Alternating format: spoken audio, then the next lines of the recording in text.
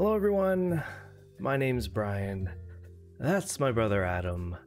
We're the Factional Fight Brothers, and we are back in Wurm Online. Gonna play some Wurm Online. How is everyone doing today? So glad that everyone can join us. Amethyst, Revnik, Adam, or should I call you Brian? I heard some people were calling you Brian. How are you doing more today, than Brian? once. Yeah, doing pretty good. Another weekend in Wurm. I'm excited. How was your week? I guess 2 weeks in Wurm since I last been on stream. Did you get anything nice accomplished? I heard that you had a good stream. Everybody hopefully enjoyed last week. Sucks that I had to miss it, but yeah, it's been a busy time in work. I believe I worked 14 hours the day before, and it was just I was done. That week. That sounds brutal.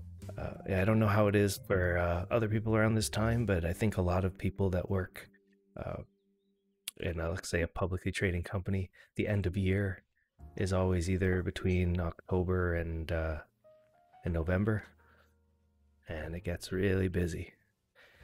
And yeah, recovering, and I'm so glad I'm able to just sit back and play a little bit of Wurm. Hopefully everyone is doing the same. Tolbin, Reaganation, how are you guys doing today? Tolbin, you're working on a highway to your deed. How many tiles is that highway? Must be really, really long. And are you working on getting those cat's eyes and everything together? And yeah, what was your last 2 weeks like? Did you get any accomplishments in Wurm? Well, I'm getting to the point where there's a few things that I'm kind of doing on a daily basis now. Like, sort of, like, I hate calling them this, but they're kind of like worm chores, I guess. This game can get to that point where you got to keep up with things. And one of the things I've been working on is farming.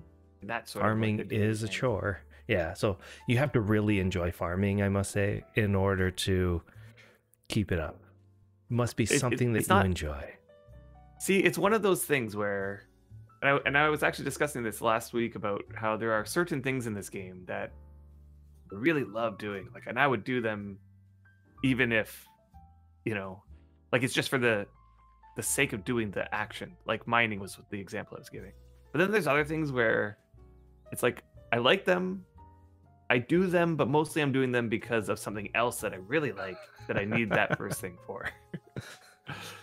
And that's what I put farming under. I'm doing farming specifically for Wemp so that I can make cordage ropes so that I can cast spells. And who else has those things? What?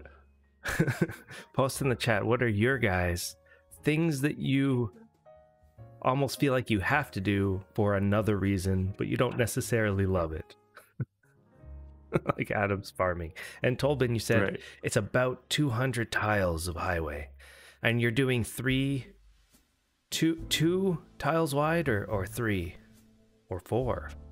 Is there five? No, I've seen 5 tile wides. Like, well, the 5 tiles go something like where there would be 3 tiles, and then the 2 adjacent tiles are something else. Yeah. Or there's some intricate pattern. I've seen some really nice highways before with intricate patterns. Amethyst mushroom tending is too hard. Yeah. That must be crazy. All those like herbs and stuff. That's gonna be crazy. Oh my god, is that too loud? Jensen, thank you so much for the tier 1 sub. And Sergeant Scully, welcome. We're good. Dude, Jensen, thank you very much. And what you guys have just noticed is some stuff that I've been working on. So sorry if that was too loud. I've turned it down. But Tolbin, you have two tiles wide. What I've done over the last few weeks in preparation for the next stream, I've done a number of things. I have officially, for all you people that are also streamers out there, I've officially let go of Streamlabs. No more Streamlabs. They were causing problems. The alert system, I don't know if you guys have noticed, if you've been here every week that we've done the stream, the alert system seems to be buggy, doesn't always play the sounds. Their other features are okay. I had already gotten rid of the Streamlabs client because it's sort of clunky and uses a lot of CPU. So got rid of that, used regular OBS, and now officially have switched over to Stream Elements completely. And found that, wow, if you're a streamer and you haven't switched over to Stream Elements to utilize their features, it's surprising. It was surprising just how great the features are, more so than what Streamlabs offers in general, because they have the ability that you can build an entire overlay from scratch, including all of the plugins and modules and everything. Like, that's why you guys are noticing that the chat might look a bit different on the screen, because I just added a chat which has a lot better customization into the Stream Elements overlay, along with like the overlay of our border and our alerts, and everything is just in one area that I have complete control over its look and position. And then I just one source into OBS, just add one source and there's everything. Anyway, that makes sense if you're a streamer, I'm sure. Right. Whole bunch of words otherwise. I'm just hoping that it seems to work okay. Now, I just have to adjust some of the volumes, especially with the alerts. But thank you, Dude Jensen, for the sub and for allowing us to test out the volumes on our new alert system. The second thing. Oh, sorry, go ahead. Oh, yeah, sorry. The second thing that I worked on that's not worm related was this guy here, this microphone. So this is an old microphone that I've had for almost, I must say this is an 18-year-old microphone. And I haven't been able to use it for quite a few years. I used to use it in older factional fight videos. Hey, Zetron. And the problem is, good morning. So this microphone, when I bought it, it was about $600. Yeah, $600 microphone. Now I checked and it's like an $800 microphone, at least in Canadian money, $760 or $70. And it has a proprietary special cable that was dying before and having mic problems where I don't know if it was a static issue or it kept causing static on every time somebody was listening to me. So I cleaned the cable and plugged it in, and now it's working. Right. Like, I remember like telling you a long while ago when you were using that mic that there was something wrong with it, and that it was giving some like crackly, staticky noise. Yeah. And so we switched it out. I've been using a $25 mic for the last like 5 years or something. Something crazy.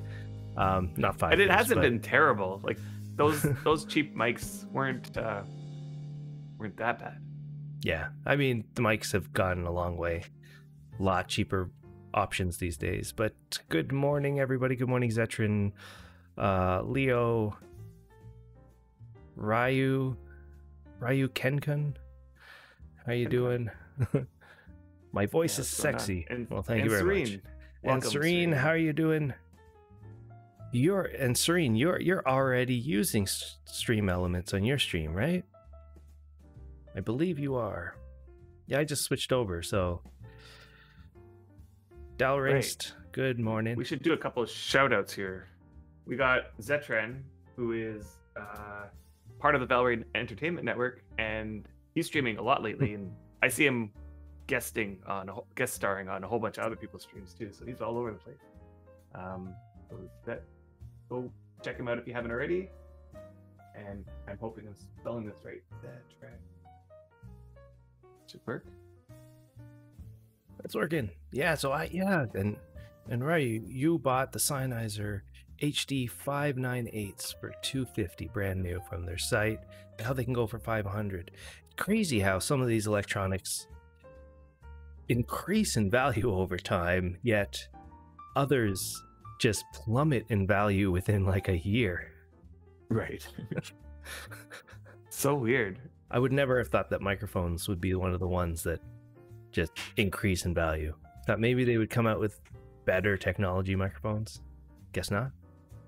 Yeah, I guess there's a limit to how good you can get. I mean, there are better microphones with different quality stuff, but doesn't seem to devalue these ones. It's very strange.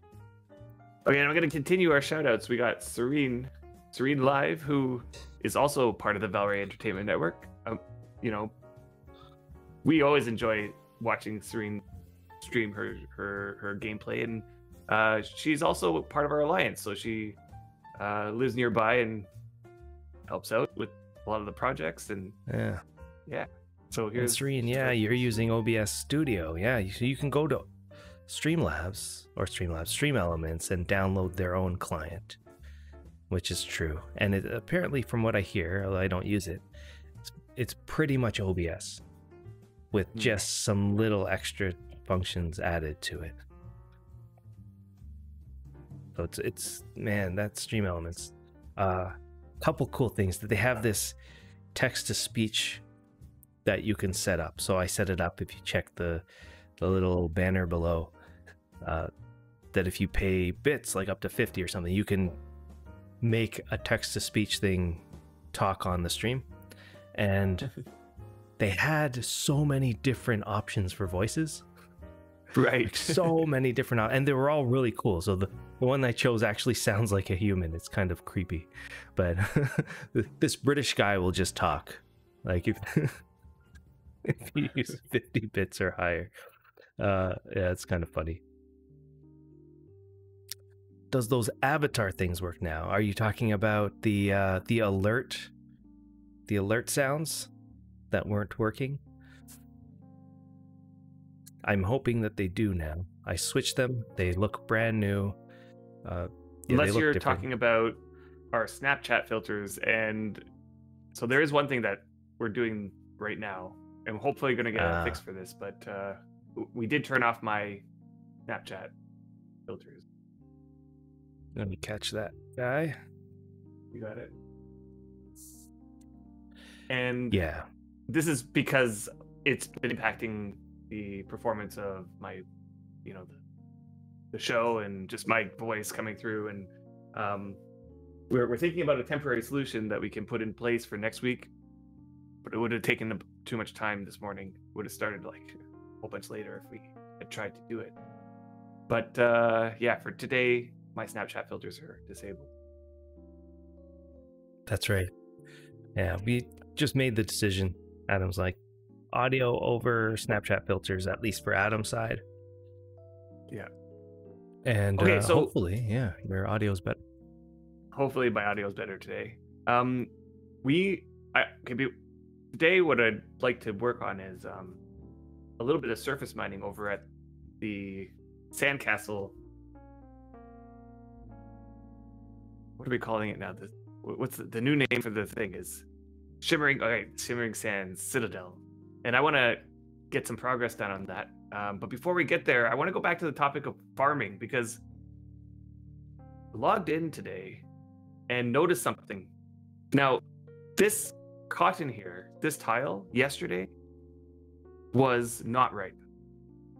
Okay, so I'm been farming every single day. I even feel like I farmed twice yesterday. And I think it was in the afternoon yesterday. I farmed this tile and it was not ripe. Get on today and it looks like this, and I'm pretty sure it's still ripe, right? Like this is still ripe.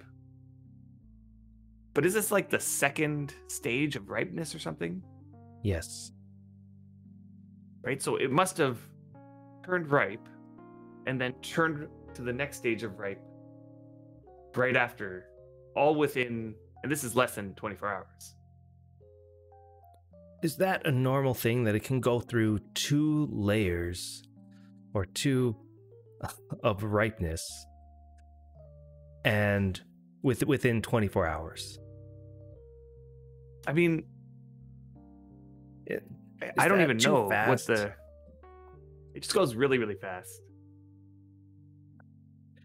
And so my question is like, if I'm farming every single day, like I'm tending to my fields every single day, is there a chance that I get on one day and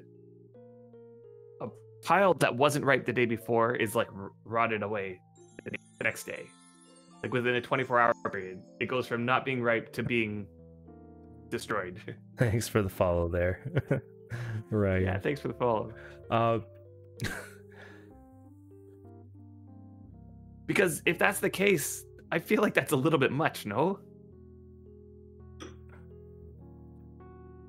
Do you think that there's like a chance of a tick to happen quicker than normal?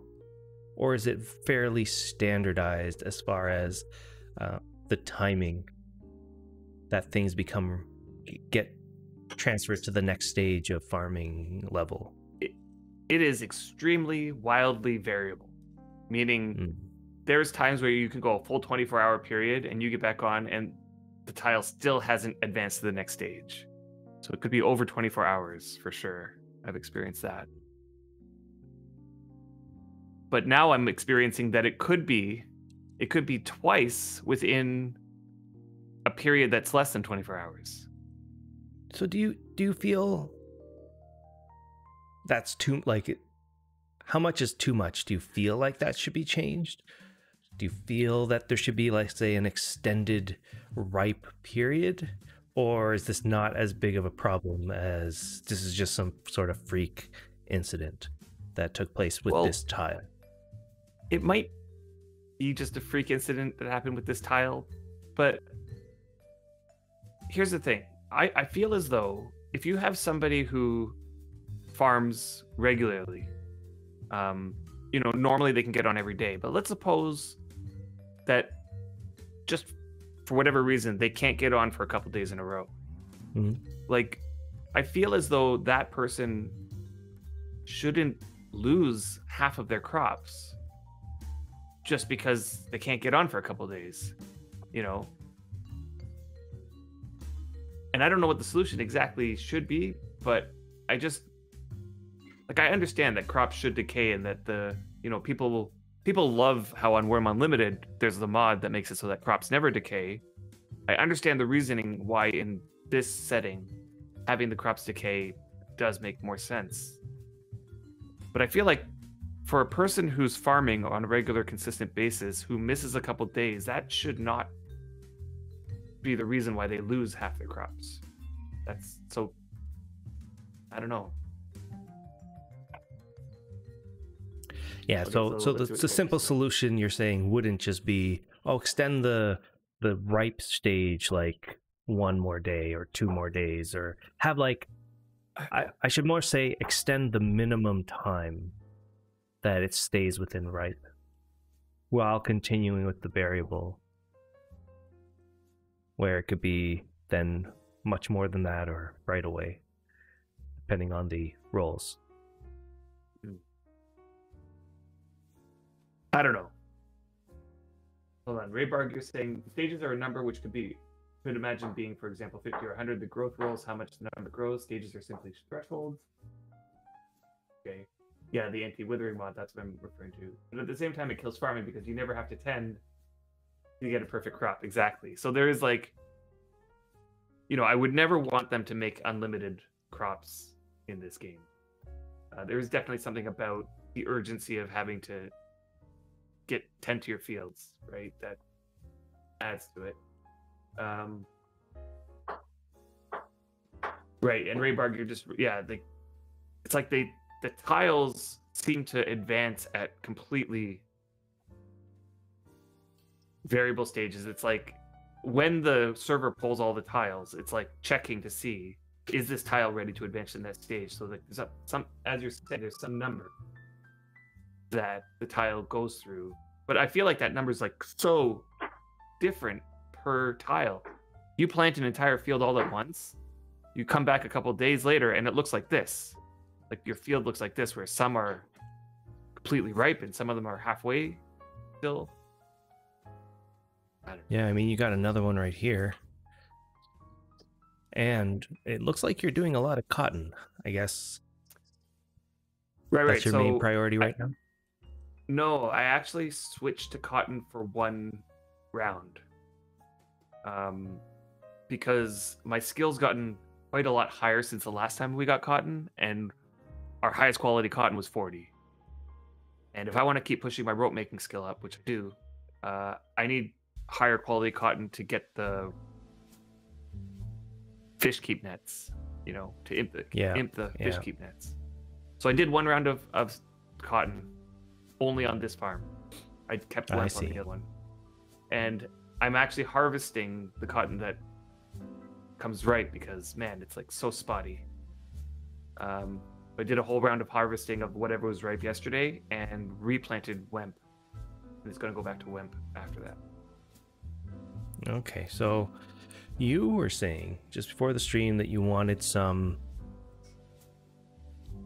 whetstones. Right. Where do we go? I got 70 quality stone shards. Should I use those? Yeah, the 71 quality ones. Yeah, okay, so I mean, let's see what I can do. I only have 50 masonry, haven't worked on it in a while, but let's start with that. Oh, Raybarg, back in 2011, you planted a 10 by 10 area of birch trees of the same quality spread and made chronological growth map of the trees to figure out if different tiles affected the growth on that tile differently. And the results were all over the place, indicating randomness on growth. Okay. Right. But I have a feeling that everything kind of works under the fundamental same principle. It's very possible. So trees versus farms, I think, would behave similarly. I mean, the trees also have like stages, right? And they grows through stages in a similar way as farm tiles. Yeah. Definitely on a different time scale. I do feel like it's random. That there's some number that's going up randomly. Or something like that. With some kind of random distribution. And it's very possible that that's layered with another random distribution on top of it, such as the tiles being pulled. Right.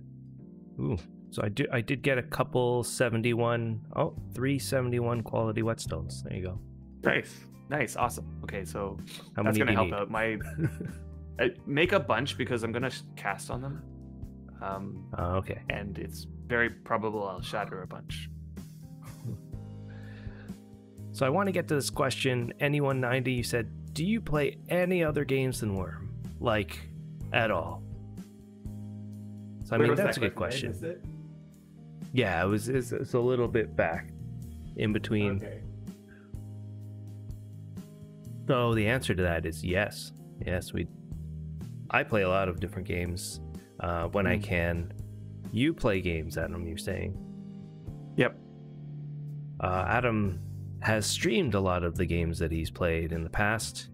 I don't know if you still play any of them. You're playing Clash Royale. You were streaming that a little bit.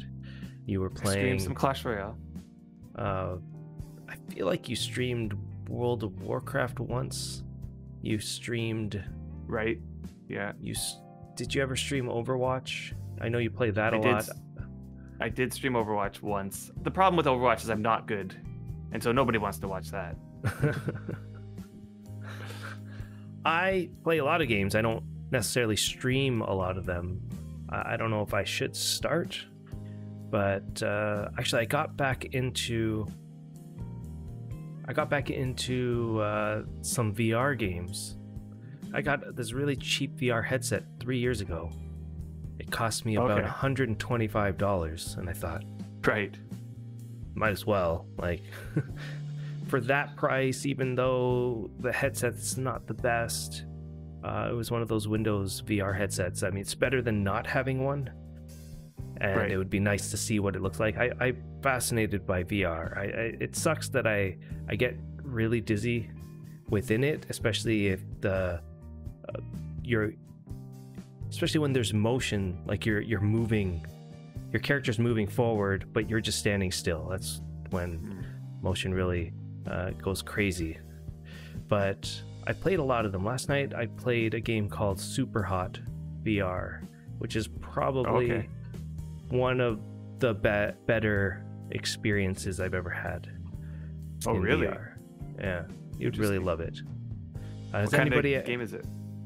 So So apparently you can play this not in VR, but probably so much better in VR. Imagine your character starts, you're in a completely sort of white void. So let's say the environments are all white, but the characters, these enemies are all red, and they're all like blocky characters. And the way that it works is that time stands still. So time is not moving unless you move. So you stand there and you're standing still and you're seeing, like, let's say 4 enemies in front of you, and some of them have guns, but they're not moving, but they're like getting ready to attack you, and you're standing still, and you're looking down and you see, oh, there's a gun on the ground that I can pick up. But as soon as you start moving, the enemies start moving to attack you. So it's all about timing. It's like, let's slowly go down. You're slowly going, and you're like looking at them. They shoot their gun, but the bullet's like coming at you really slowly as you're moving slightly, and you're trying to avoid. Are you able to do the Matrix sort of thing? Yeah. Awesome. That's really cool. And you're trying to get through the stage without really getting hit, basically. And there's objects that you can throw, and objects and like different guns that you can shoot, but they all have limited bullets. And then once you're done, you just throw the gun, and all the enemies just take 1 hit.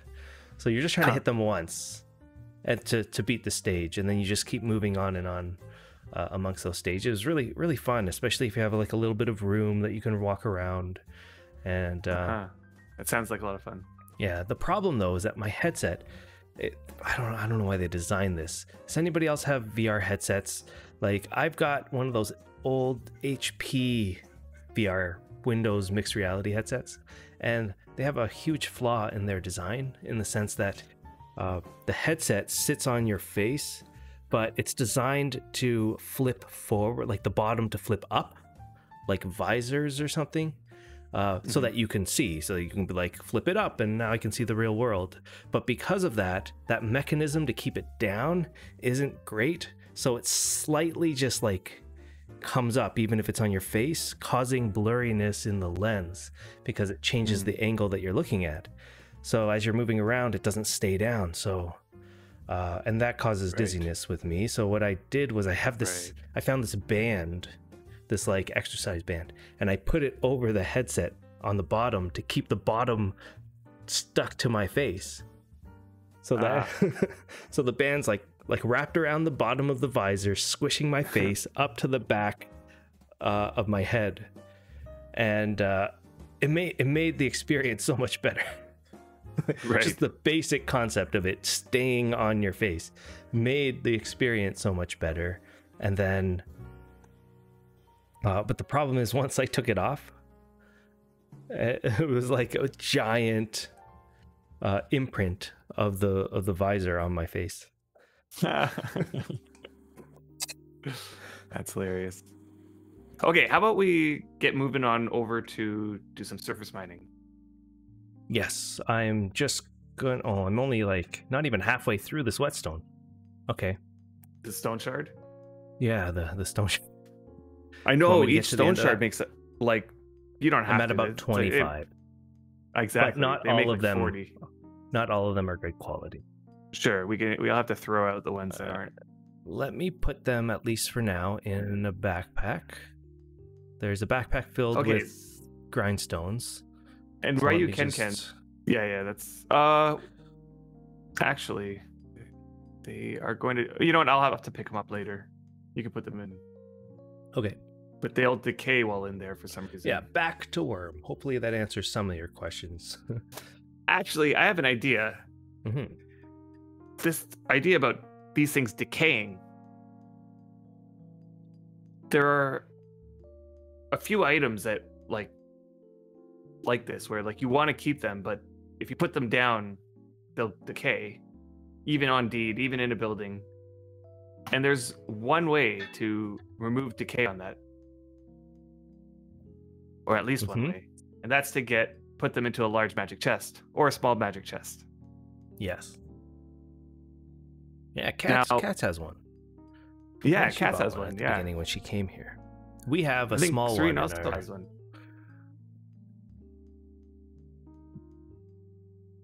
On our old deed. Yeah, on our old deed. We have a tiny Yeah, one. we got a small magic chest. It's a tiny. It's a special tiny one. Only 8 fit into the backpack. Really? It's because of all the grindstones. Oh, I see. But I was thinking, There we go. like, we just had the Black Friday sale. That's another topic I'd want to talk about. Like, I'm very curious if anybody bought anything during Black Friday in general that was specifically to help with their like Wurm setup, or like I don't know, computer parts or a better screen. Oh or yeah, something. in general, Black Friday. Yeah. Well, we can talk about that.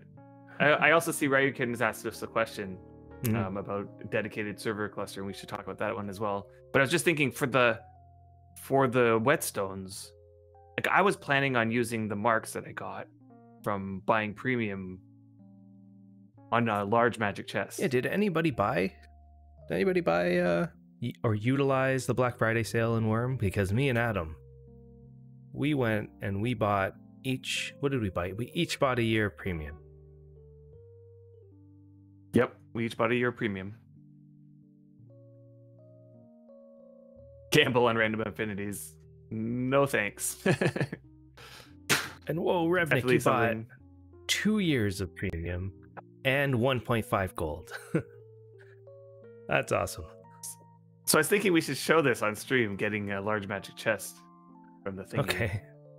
Although I wonder if should I just do it, or do you want to do it? I don't even know. What are the premium rewards that we would want other than that one? Let's show. So there's premium rewards if you go to the token. All done in marks. So you can see we've got a year's worth of marks for paying the year of premium.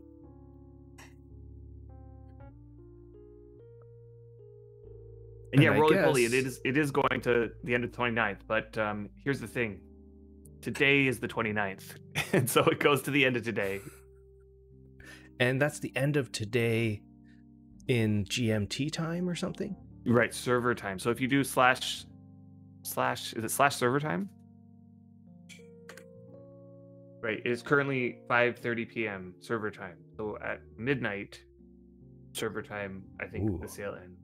Unless they decide to extend it. So Virgin, you got a year of premium for your main and a month for one priest. Nice. Raybarg, 2 years, yep. 2 years, Raybarg. And Revnik, you did buy 2 years sub and 1.5 gold. That's nice. I was actually also contemplating whether or not we should buy gold as well while it's on sale.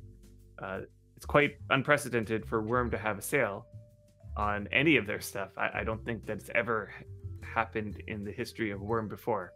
And so I think now's the time to put some money down. What's nice is that if you buy premium, you get these loyalty marks, which you can spend at the loyalty mark store, which we're looking at right now. Yeah, that's the benefit, right? You get these marks, and now Adam is thinking we should use these marks to buy this large magic chest right here. Right. That's what you're saying, right? Yes. Okay, so I might as well do it so that people can see. Everybody can see it. Okay. Everybody can see. I'm thinking, like, doing. what other things are on here that we would want to buy? Like, there's one that's interesting, which is permanently add 1 hour to your sleep bonus.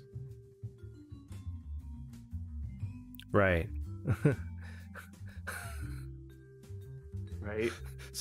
Like now. So now that I have agreed to do this, I'm gonna lose out on the sleep bonus. Right. You would need to get some more marks. How many marks do you have? Let's see it this way. 69. Okay, so you have more than I do. So let's say you did buy the large magic chest. How many would you have left? Well, you're the math guy. 69. I almost feel like you would have just enough. 42. Right? 27. I would still have 27,000. Right? Wouldn't that be exactly and 27 is exactly the amount that I would need, yeah. Huh. Right. So I only have 66, so I would not have enough. So I would just have enough. I am interested in that sleep bonus one. There are going to be times where I collect up to 6. I heard there might be some bugs to that. Are there still any bugs with the extra hour of sleep bonus at all?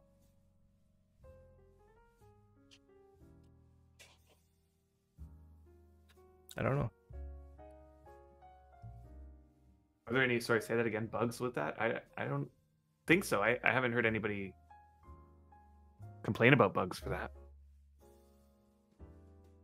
Okay, let's see what else there is. There's a wooden nameplate. This nameplate allows you to rename a domestic cared for creature. That's I can see temporary thing. I can see why people wouldn't do that, right? It's somewhat temporary in the sense that if you care for it, it could last forever potentially. Potentially, as soon as it's gone, it's gone, right? And die. Yeah, that's true. Like, but if you take care of your horse, you could potentially, like, you could keep it alive forever. As a venerable, but you'd want to, get a different horse eventually, and you can't transfer the name. That is true. Yeah, and you're right, Tolbin. You can rename branded horses anyway in a different sense. In a different way, yeah. You get it puts a name next to their name. Yeah, it's like the difference between planting a sign and securing a sign. If you plant a sign, then all you see is the text of the sign, whatever you wrote on it. If you place a sign and secure it, then for some reason you see changes the name. Yeah, it doesn't change the name. It puts all of your text into a bracket next to the sign name. Oh, that's the opposite of what I thought. Yeah. Interesting. You need to plant it to get the actual full effect of the sign. Okay, so what is this one? Random ancient jackal moonskin. So, a skin update to a weapon randomly selected from the jackal skin items. So there must be a bunch of jackal skin items, and it'll randomly pick one and you apply it to a weapon. Right, that's interesting. It's like, couldn't they do something similar to this for the past holiday gifts? Yeah. Like they're doing this for some past reward thing. They could saturate the market with gnomes. Is that what you're basically saying? Right. Yeah. Like create a table of like a roll table for like, like gnomes and like the little reindeer, and you could probably leave out the things that you would consider overpowered, and make another one of these things for that. That'd be cool. Yeah. So let me press next. You're right. So there's a bunch of items. I'm assuming this is not all the versions. Although, are those are these the skins? So is there only 3? Like, even if there's more than this, that's what it would look like. They look more realistic, like they have, like that pole arm looks pretty cool. I don't understand that. Why aren't these just, like, if these are better looking, why aren't these just the skins for the game? Because they just look normal, right? They're not like fantastical. They're not like they're from the moon. They're from Jackal. Like they just look like what we should have in the game already, right? I agree. What they should do is make these ones like the main ones, and then maybe put ruins or I don't know, something on them that make them look like they're coming from an alien planet. Like, I don't know, some sort of effect. Glow, like a green glowy something or a red glowy something. Like this was a jackal item. Right. But these just look like normal weapons.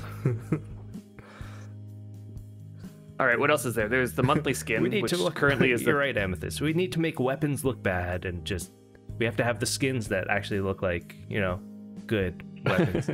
Regular, higher, better textures. So they have a bassinet helm skin. Like, in the same thing, like, I agree with you wholeheartedly about this in terms of, Like, I feel like these Maybe I'm missing something. I don't know. variations should be something put into the game. No? Well, it's there. It would be this. It would be like this. Like, imagine, because this is a thought going through my head. Imagine if they did the work to upgrade all of our avatars, but they only worked on Jackal. So only Jackal had the better quality avatars, and then it was a premium loyalty upgrade to get those avatar upgrade textures or model. Would anybody be okay with that? Because it's essentially, to a smaller extent, what is happening here. Right. Just like, let's make all of the weapons look better, but we're not going to give it to you. We're going to put them on Jackal, and then you could purchase an upgrade to make the game look better for you. Or how about this? We're going to put in new character models, but you can only unlock them through I just thought that was funny. Like, what I'm saying is that they don't look like rewards. That's what I'm saying. They don't look like an item from Jackal that you couldn't just make yourself here. Right. That's all. Like, they don't look fantastical. They don't look like they're from an alien planet. Right. You should like still have rewards. The skins should just look more unique. That's all. Right. Yeah. Right. They should look more unique. So when Jackal was running, like, these were the rewards that you could have gotten while you were on Jackal. Am I right about that? You would get a random weapon skin as a reward. All right. I'm not sure how you got the reward. We're getting off topic here. Okay. Let's see what else is here. There's another one which was interesting. Where was it? Magical ink. The magical ink will allow you to rename an item with your name in the beginning. Griffith's longsword. I used the faith swap for Xander. That was very good. I was very glad that that's there. And Drogos and Tuxie, welcome on in. Hey, Drogos, Tuxie, how are you guys doing Rip today? Point should still count towards this stuff. The Jackal specific reward, yeah. I'm not trying to take away people's rewards from Jackal over there, but I'm more talking retrospectively. Like, if they just thought it through a little bit, give us some cool Jackal type rewards. But if you're gonna rework the same weapons that we already have to make them look better, as a business, it would have just made more sense to make them the standard, so that everybody could benefit from them, and give some more nicer rewards for the people that actually ran Jackal. Right. Anyway, all right, let's get our magic chest. How big is a large magic chest? I feel like it's the same as a regular chest, yeah? A regular large magic, it's about the size.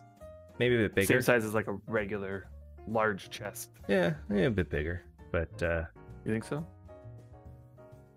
At least it looks. Oh, it looks way better. Yeah, that's for sure. And I mean, this is what I'm saying. Like, look at this magic chest. It looks amazing. It does not look like a better version of our large chest. It's not just like, here's a better wood texture. That just looks so much better. This is what you're talking about, right? This is what you're talking about. The reward should be like the large magic chest look. Anyway, did you get it yet? No. Here we go. I'm hitting accept. I'm just, a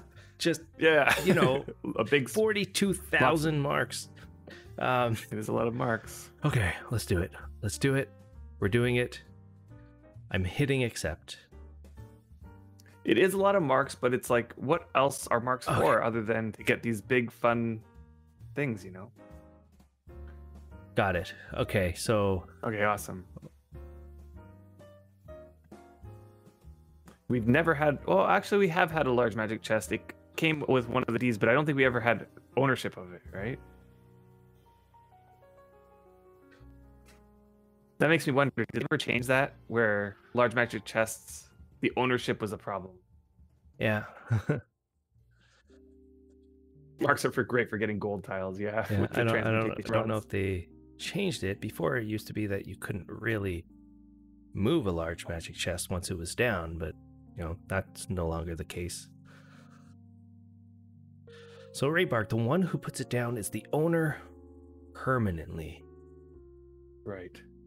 That seems... This is something I feel needs to be addressed. Yeah, I mean it's contrary or contradicts the whole concept of Wurm.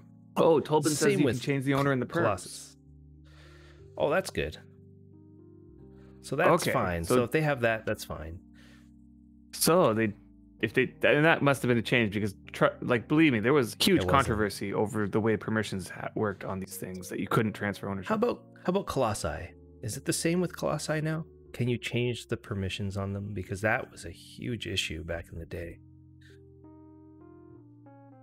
Yeah, I don't know. Colossus are one of those other things. And Drogos, you just subbed all your characters and got yourself 6 more magic chests. Wow, that's crazy. Like, we're talking here, this is our very first large magic chest that we've ever purchased. We're all like, yeah, we got a large magic chest now. And I guess we could talk about this because they patched this bug. But before, you could just buy a large magic chest and then put in a ton of bags and other things inside of it. I won't say those other things are unfinished items. So you could have done this before a long time ago. That's why we can talk about it now. More than what was allowed. And items that you weren't allowed. Right, fountain pans. But this is, we started playing this game after fountain pans were patched. So it wasn't just make fountain pans. We're calling them fountain pans, but I saw, actually I owned it for a little while, a large magic chest with a fountain inside of it. I don't know if you remember that. Let's keep talking, but we got to keep moving. So let's Where do you want it? Where do you want it? Anywhere. Are you sure anywhere? A lock on it, but well, for now we can move it wherever we want later. But I'm talking, let's put it down. But somebody was mentioning, do we need a lock, even if we put it inside the house? Yeah, you can't be too safe. So should I make a lock for that? There it is. Yeah, see, it is bigger. Let's put it right here. Okay. Right next to the other chest, and you can see there. I was right. It's bigger.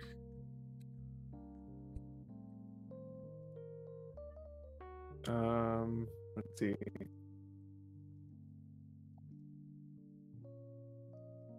Oh, so Lion, you're saying that decay could happen on the chest if it didn't have a lock in the past.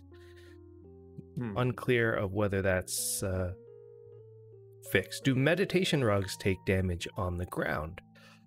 No. Don't think they do, especially in a house. Right? Because hey, Northwest and Eshim, welcome to the stream. Yeah, welcome to the stream. They're not just used for meditation, right? They're also used for decoration. Right. So they made a change. This was a long time ago, where decorational items on D do not decay.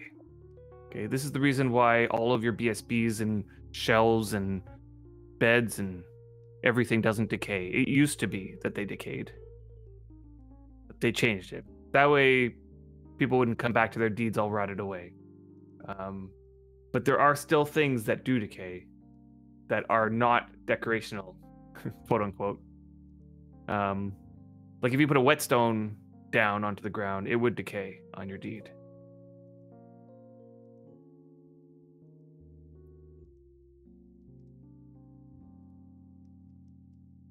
Thought I'd try some of the pizzas just to see what affinities I'll get while I fill up. The question is, does this thing come with a lock? No, it does not come with a lock. Does it come with permissions? Ryu, check to see if it comes with permissions. You're saying BSBs don't decay, but they will lose a small percentage of items every month. Adam can respond to that. Yeah, that's only if they're off deed.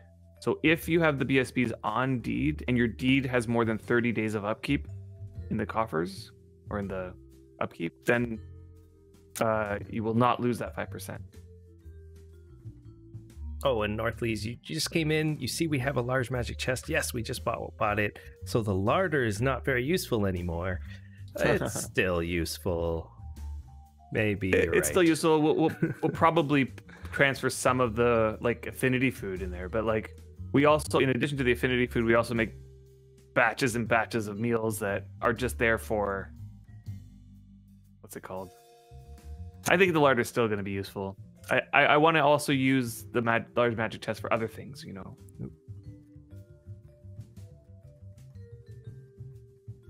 What those other things are, I don't know. But okay, so did you check to see if there's permissions on that thing? Like, can you manage the permissions on it, or do you need a lock for that? I can change the owner of it. That's all the permissions I have. Okay, and is it just like a padlock? Pretty sure it's just a padlock. Yeah, I believe so. Is there different sizes of padlocks? There is a large and a small. So Redneck's saying food doesn't decay in a large magic chest? I thought food was the only thing that did decay. It never used to. Never used to. Unless they made a change. Yeah. Think so. But we can definitely guarantee it never used to because we did it for so many years. Right. Yeah, I still have pizzas in the small magic chest.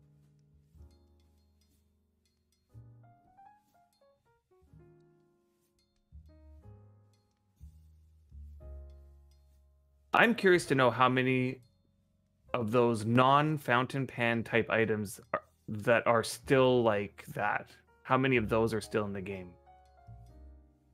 What do you mean? Right, because it was only fountain pans that they removed, right? Like, are you sure? Anything that was literally a pan, like a container with a fountain in it, those were removed. You think it was only the pans that they removed that have fountain, and not just all items that had fountains inside of them? No. All items that had fountains inside of them were removed from the game, right? Okay. I had a backpack that had 14 other backpacks inside of it. Now I don't have that backpack anymore. Okay. You're talking about other items in the game, not including fountains, that shouldn't exist, but exist because of the unfinished backpack bug or unfinished satchel bug or whatever. Exactly. We don't have one of those. I'm curious. And I'm curious to know how many people know that these things are still in the game. There are no more items like that in the game. Yeah. Trust me when I say there are definitely items like that in the game still. I can guarantee that there are no more items like that in the game on the new servers. Yeah, I can guarantee you that as well. Yeah, on the new servers, there's definitely none of those. But I'm surprised that they haven't surfaced. You know, like these things would be considered very valuable, and I suppose people would be worried, right? As we might be. No, Amethyst, you didn't hear us correctly. I said there are no more items in the game like that on the new servers. On the new server. Right. Like, there was a lot of things you could do back then that were different from fountain pans. Fountain pans were just the epitome of it because they were super overpowering compared to most other combinations of things that you could do. Right, like unfinished tools, right? Like that was part of the whole thing, was because things before when you created them came out unfinished, and unfinished things had properties that were completely different than finished things. It's like they had no volume or something like that. Like or the volume was significantly reduced. And so you could like fit tons of these unfinished items inside of other things. Coupled with another potentially feature / bug / thing is that you could, while the unfinished item was inside of the container, you could finish it. to finish this item, and poof, it becomes finished and it stays inside. It was a little bit strange. What's a large LMC? This is a large magic chest. So it's an item that you can. Yeah, you can buy it from a trader. I think it costs 40 silver, or you can buy it using loyalty marks. I think it cost us 42,000 loyalty marks, and it essentially prevents decay on any item you put in there, and I think including food. So you can put food, you can put your valuable items in there, anything that's valuable. I'm pretty sure you can put lots of containers in there. Like, I wonder how many satchels fit into a large magic chest. Or can we put a backpack in there? I'm curious to know. Does it fit a backpack? I don't think so though. The large magic chest? Yeah, I don't. Yeah, I think it does. If it could fit a backpack, you think so? Yeah. Let me just. It's the small ones that don't. Oh yeah. How many backpacks does it fit? 3, 4, 4 backpacks. Okay. Did you put the whetstones in there? I put them in the our shelf. big storage container shelf. Yeah. Okay, so whetstones was the whole reason why we got this started. Where did you put? Okay, I see them, but not all of them are high quality. All right. I'm gonna head to the kingdom. Okay, and I'm gonna follow you. Okay, so it's been a few weeks. I know that there's been a lot of progress on this kingdom, and I also know that there's a lot of surface mining still left to do. I also think this is a good chance for me to get some mining skill, which I don't really use.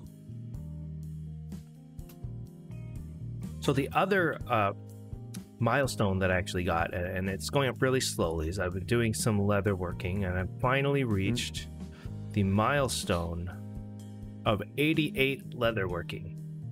Nice. Getting there, and I'm like going up probably at a did you get the 0.3 or 0.5 a session, something like that. Did you get the tools I made for you? Oh no, I didn't, but I'll get them after. 0.3 or 0.5 per session? Yeah, something like that. That's not bad, especially at that level. I believe. Ooh, okay. I mean, does leatherworking go up faster than, let's say, carpentry? Do you feel? Sorry, leatherworking. Does leatherworking go up faster than carpentry? No, it's like about the same as carpentry. Yeah, the only difference is that I would have to get my wood cutting up substantially higher to get the same benefit from wood as I do leather. Oh, so you passed Drogos. You're 5.38. Okay, so I'm a little bit above you, but you know, you'll get there. Okay, so this was done.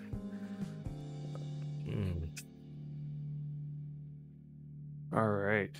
So I know Cats had made a little GIF of what we should be working on here. Okay, let me take a look here. I believe this one, right? Open in a browser.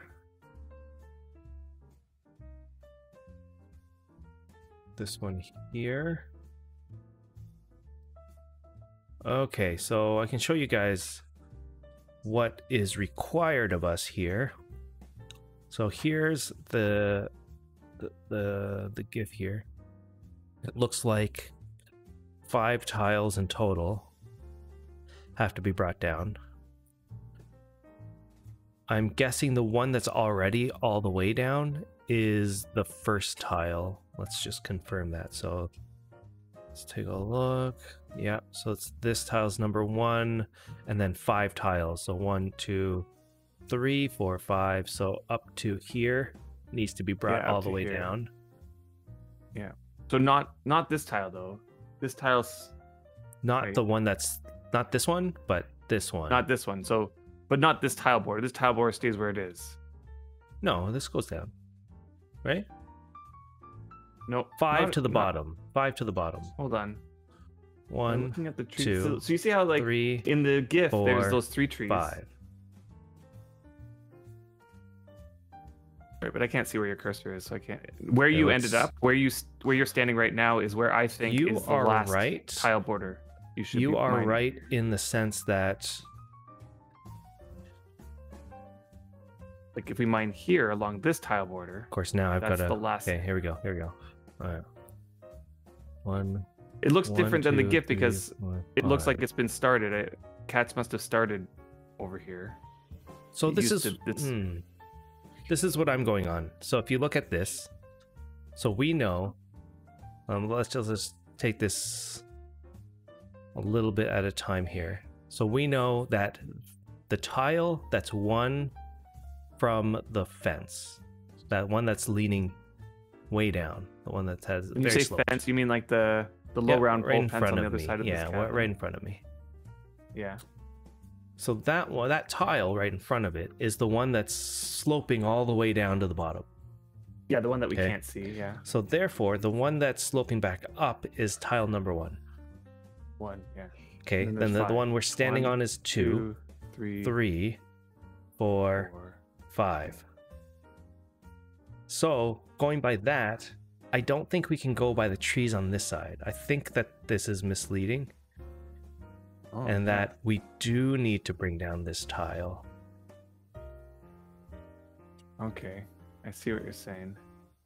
Okay, well, let's get started because we probably won't even get to that point. So how would you like to do this? Let's just line? go down this one in a straight line, matching the height of this one, even though it doesn't look like they have the same heights. Okay, let me go to number 3. What are my tool situation look like? I've got 1 pickaxe, and it's a 26 COC pickaxe. You don't have a better one, do you? Are you asking for a COC pickaxe, or are you asking for a fast, high-quality one? COC, I think. I do have one, but it's a 1 quality. And it's my personal one that I'm using right now. Do you want it? Sure. Because, like, you can get good gains here using a low quality pick. You already have the gains. Let someone else get those gains.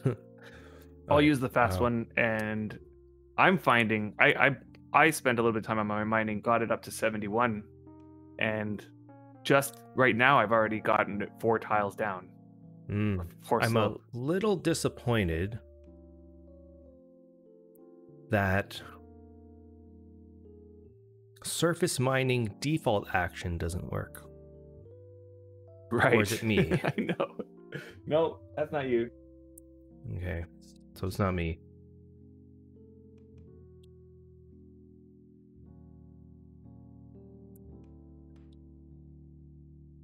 Have we gotten any updates to the surface, to the default actions at all? Has anybody seen any differences since the release in July? They made that fix at the beginning, I think, for something was, but aside from that, there has been no main changes to. In fact, I must say that in overall, there has been a real lull in both updates and communication about updates or how things are progressing. Well, it's not that there hasn't been any, like, no communication. There's been communication. There has been communication, here's the problem. Though there's a perception issue, and it's not just Wurm. It's a perception issue amongst, I guess, if you're really big on marketing or really big on psychology or something, there's a specific amount of time that we can go before we're expecting something else, right? Before in our minds it becomes old news, and it's not that long, to be honest. Probably unfair. Well, you know what? The reason why it's unfairly wrong is because the Wurm dev team has been consistently good at keeping up with updates over the past several years. So it's like we've only come to expect it because you look at the history over the past, like, even 5-6 years. It's been very consistent. with the communication, particularly, but also with the updates. And I must say that since the Steam launch, it has been very different. It's true that they've had consistent news releases. We might not be happy with all of them, right? But they were pretty consistent for many years. And updates were also consistent as well, even if we're not very happy with all of them, or that they had very little in them or something. They were consistent. Now,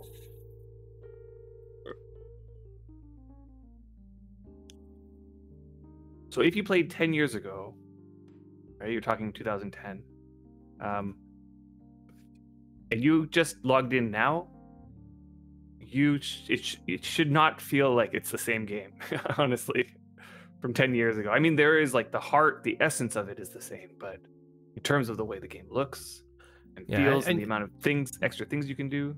You named a couple of them, right? Bridges, multi-story houses.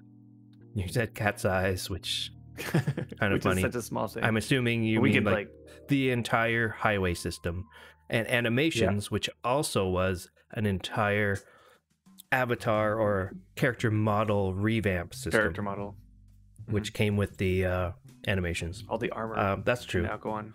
Textures have been updated for quite a few things. Let's say all the textures and models, in-game items and stuff. All the animals.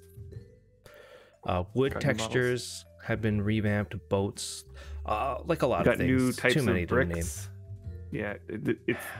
The housing the list system is crazy. Yeah, we've got more than just 2 types of wall types and wall texture types. So that's definitely increased. You can build an actual man cave now, where you can build in the mines. Bridges in caves. You combine those two things, and God, like I'm already thinking there's a spot in our cave we're gonna need a bridge. I've started the preliminary thought process of our boat mine, and we got so lucky. I can't say how lucky we got, but we're in a situation where we can enter into the boat mine. It'd be a massive chasm with a ramp on the right side that goes up and over a bridge over the pathway that the boats are going to go in. I think it's going to look great. Right. And I feel, Ryu, it's hard to quantify everything. Like, we're missing a lot. Like, a ton of new furniture items were added, like, in a patch or a bunch of patches, which made it so much better. The whole... and I know 10 years ago was a long time, but the graphics have improved a lot. Wolfmare says it would be quicker to list the things that haven't changed. Like almost everything was touched, and they added some profession stuff in there as well on top of it. Like it's not a crazy amount. They added archaeology, the journal system. We went through at least 3 or 4 different starting tutorials since then. It's been consistent. That's pretty much it. It's been consistent. But the thing is that consistency, we mean an update will come out. It may not have, let's say, a lot in it. Flat. Oops.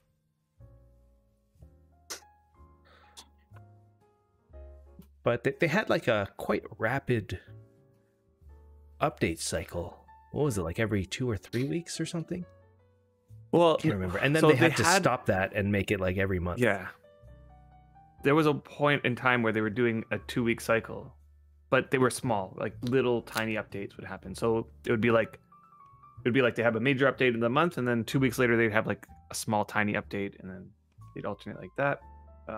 There were times where they would wait, so they had a bunch of small updates in a row, followed by, after 3 months of that, one big massive update that had a lot in it.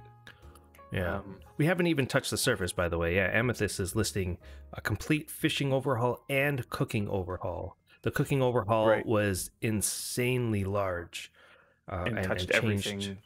Yeah, it didn't just touch cooking; it touched everything. Yeah, bees and a crazy amount of stuff. We can now have herb gardens in our houses. Herb gardens and almanac to keep track of the seasons, and all the extra things that you can harvest in the seasons were added, like oranges. Mushroom farms and caves. That's right, Amethyst.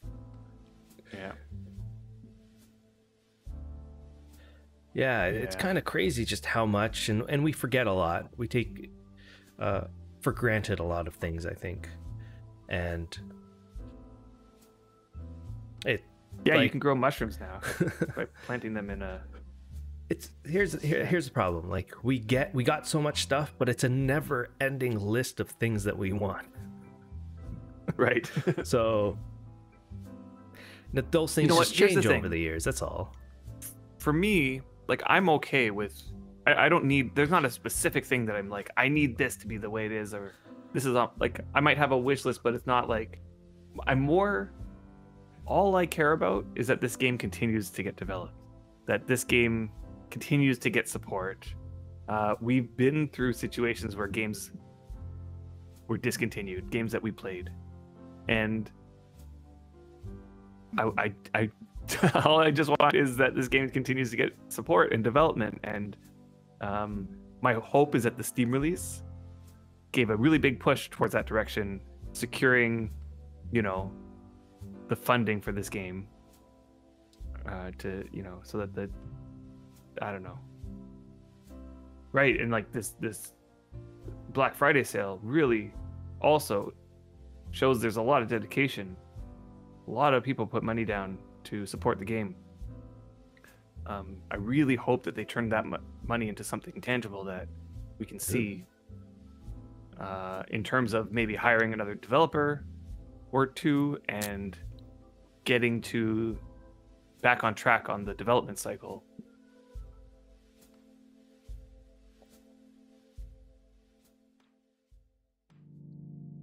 Ryukin, you're saying it's very unfortunate that it's not as populated with players as it was back in the day. You hate to see 10 players on the older servers while there's 300 on the newer ones. Yeah, like the old servers are definitely less populated, but they're not less populated than they were in the years leading up to the Steam launch. Right. So, like, there was a population issue a long running.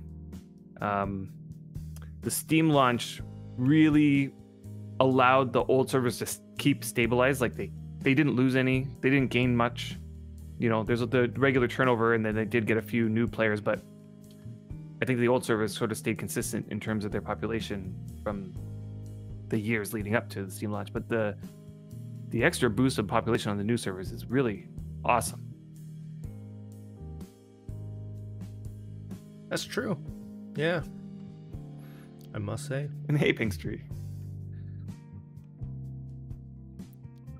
And right, Wurm Unlimited did more drain. Yeah, Wurm Unlimited did more to drain the player than Steam launch. That's true. Yeah. Yep. Mm-hmm. That is true. Yeah, Pinkstree, it's been a little while. Glad you can join us today. Yeah. Right, Wurm chose too few people around with the number of servers. Yeah, when they release more servers, they do spread out the population. However, releasing new servers also brings people to the game. So there's that catch-22 that happens. Yeah, so how can you... And Pinkstree, thanks for the sub. Thanks for the sub there.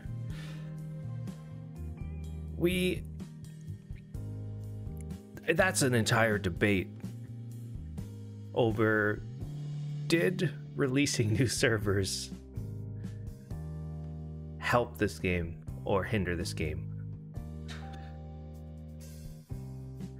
I don't even know if I feel like there's get into that.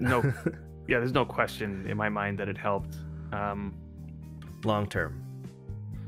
Yeah, like long term it's going to help. It definitely helps long term because it brought so many more new people to the game. It made people way more aware about this game. And just that awareness alone, long term, will definitely help because, we see now an event like this brings back all the old players. Now imagine, Wurm's going to go through a cycle again where it loses players, and we've seen that happen right now, and that's probably going to continue for a little while. But there are these waves that happen, right? Where a percentage of the people who left come back. And because there's so many more players now, that those waves are going to consistently stay larger than they would have if they didn't open the new servers and launch on Steam.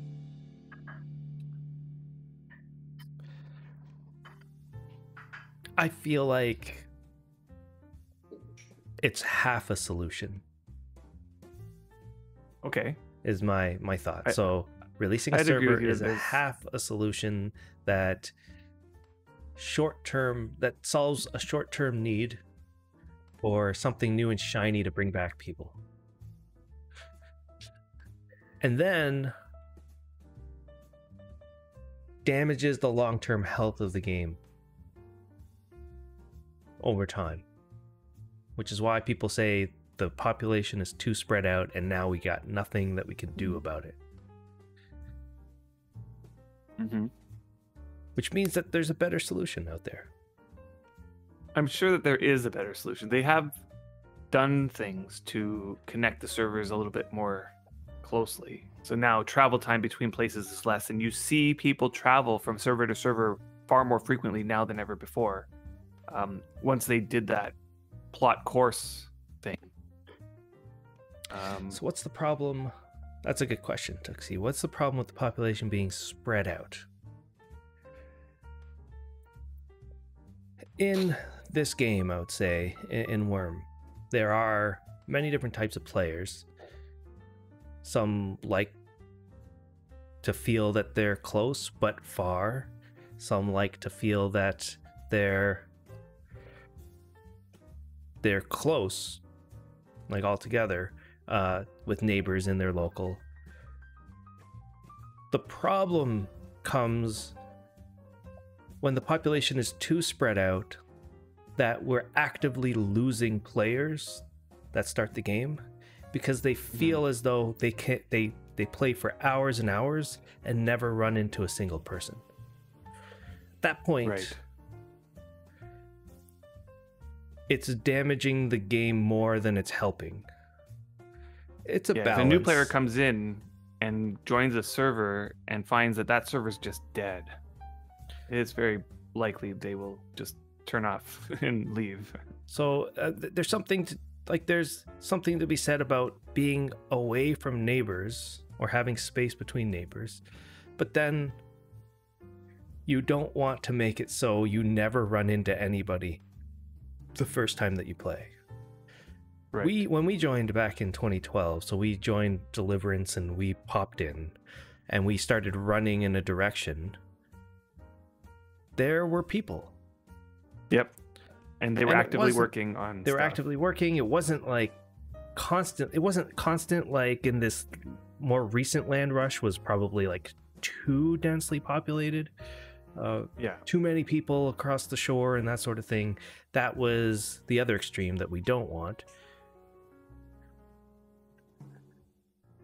But you don't want it to be the opposite of that either. So there has to be a balance.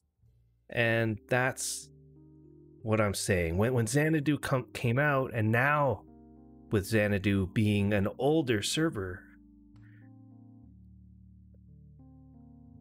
you know, what do you do? And if you join Xanadu, you can run for hours and not run into anybody.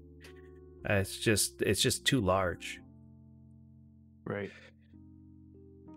So there's a balance that has to happen. And here's the thing. Other games that release a server, they don't have to think twice about it because, like Drogos, you're saying, with World of Warcraft, for example, what happens when... You got to move there. It's flat now. What happens when the population on a server, on a traditional MMO, goes down? They combine servers. They're actively trying to keep that balance going within their world. Now, Wurm has the ability to create new servers, but they have no feature or function that allows them to then continuously balance the population of servers based on the, you know, current population density distribution. Right. Yeah, they can't collapse servers, or at least they won't collapse servers. despite how few people are on Epic. Like, could you imagine a new player coming in and going, "Oh, Epic PvP, that looks really cool. Like, I'm gonna try that out." And they go over there and there's like 2 people on the server, or potentially nobody on the server.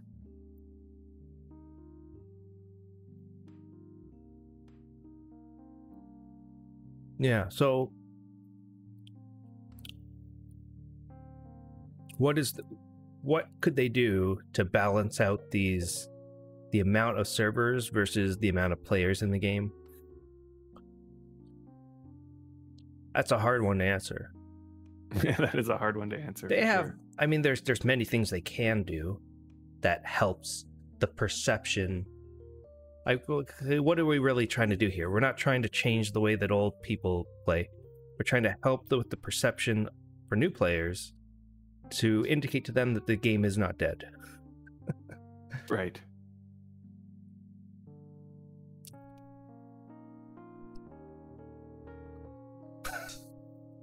You want me to, sorry about that, Ping Street, you want me to fix my tools? How about I do this and then close my inventory? So that that pickaxe there, because it's 1 quality, it does damage quite a bit faster, so make sure that one gets repaired here and there. Yeah, I'm trying.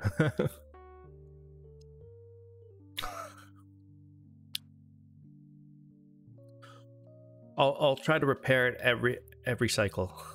We'll see. Yeah. Well, it doesn't have to be every cycle. Just so Tuxie I've had it up at 80. Drogos, you're saying they don't actually show you the server population when you're choosing a server? Because they used to. They don't show the server population, but they do say, like, I saw somebody post that they're still showing that little pop-up window that says Cadence is like the least populated, even though it's not anymore. Oh wow, so that's a hard-coded thing. No, they used to do it in Wurm. They used to just show the exact number of people online. That's why I chose Deliverance. Back in 2012. Yeah, and also on the forums, they used to have it. They used to have it on the forums. Yeah, you can still actually look at it, and like there's links to it. Yeah, but yeah, you can still find it. But I think that they were kind of embarrassed by the numbers. Maybe that's why. Because when we played, we specifically chose Deliverance at the time because it was the lowest populated server. Right, but like it was lowest, but it still had 100 plus people. It had online. Let's say 70 to 80. I would say it was below, maybe 90. It had below 100. I think it was the only server that had below 100. Right. So that's odd that they wouldn't show. Maybe they were just, like you're saying, they would have had to actively get rid of that because it was everywhere. You could see the population everywhere. Right. In the tutorial, on the forums. Yes, there was Exodus, but there wasn't Celebration when we started. So Deliverance and Exodus had opened maybe a couple months, maybe a few months before we started. Yeah. We started at the beginning of 2012, and I think those servers opened at the end of 2011. Yeah. Yeah, so we started about 8 years ago. 8 years ago, yeah. 8.5 now, I guess. Almost 9. Right, and Celebration came out not long after that.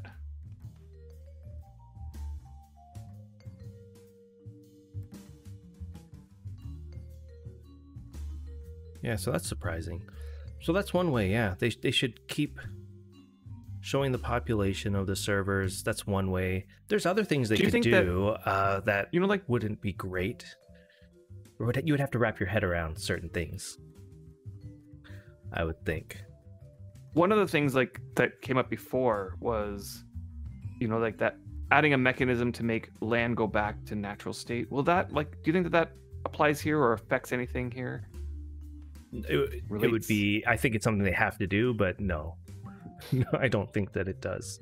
I mean, in terms of making a newbie, a new player comes in and sees, let's say, currently an older server with a starter town that has been completely terraformed and decimated, and then has been abandoned. I don't know. No, it's true that they need to do it, but they need to do it because when this game is healthy, population-wise, that's when that becomes more effective. When the server can restore its natural wilderness state. Because there's all that would do for new players is to just reinforce in their minds that this game is dead. Right. But yeah, they need to do that, and we mostly talk about that when the game is more populated. They're like, but there's so much stuff, and now everybody's leaving, and now no one wants to take over that land. That's but even if there was, it's like, even if there was nobody left and a new player comes in, but they enter the world and it's more natural overall. I feel like there's a sense that they could then make it lively. Oh, I'm gonna have to just AFK for a second. Here. I also agree with that for certain players. Certain players do want to see wilderness, but I don't think that what would happen is if every place was wilderness because of this mechanism, it would just reinforce that this game's dead. And there's stuff that they could do to help with. And Drogos, you're saying some people want low population, some want massive. Yeah, I don't know why they got rid of that. I actually didn't realize that they got rid of their ability to tell us about the population, especially in the tutorial. For you guys that want to know about the population not in the tutorial, so like on the browser, does anybody have a link? I have a link somewhere of... Here you go. Okay, so if anybody wanted to know the population of the servers, you guys can use this link. I guess for everybody in this stream, you get the benefit for seeing this link and save this link. It tells you the population of every server along with a bunch of information in the game, like weather. It'll tell you how long the server's been up. It'll tell you worm time, that sort of thing. Here you go.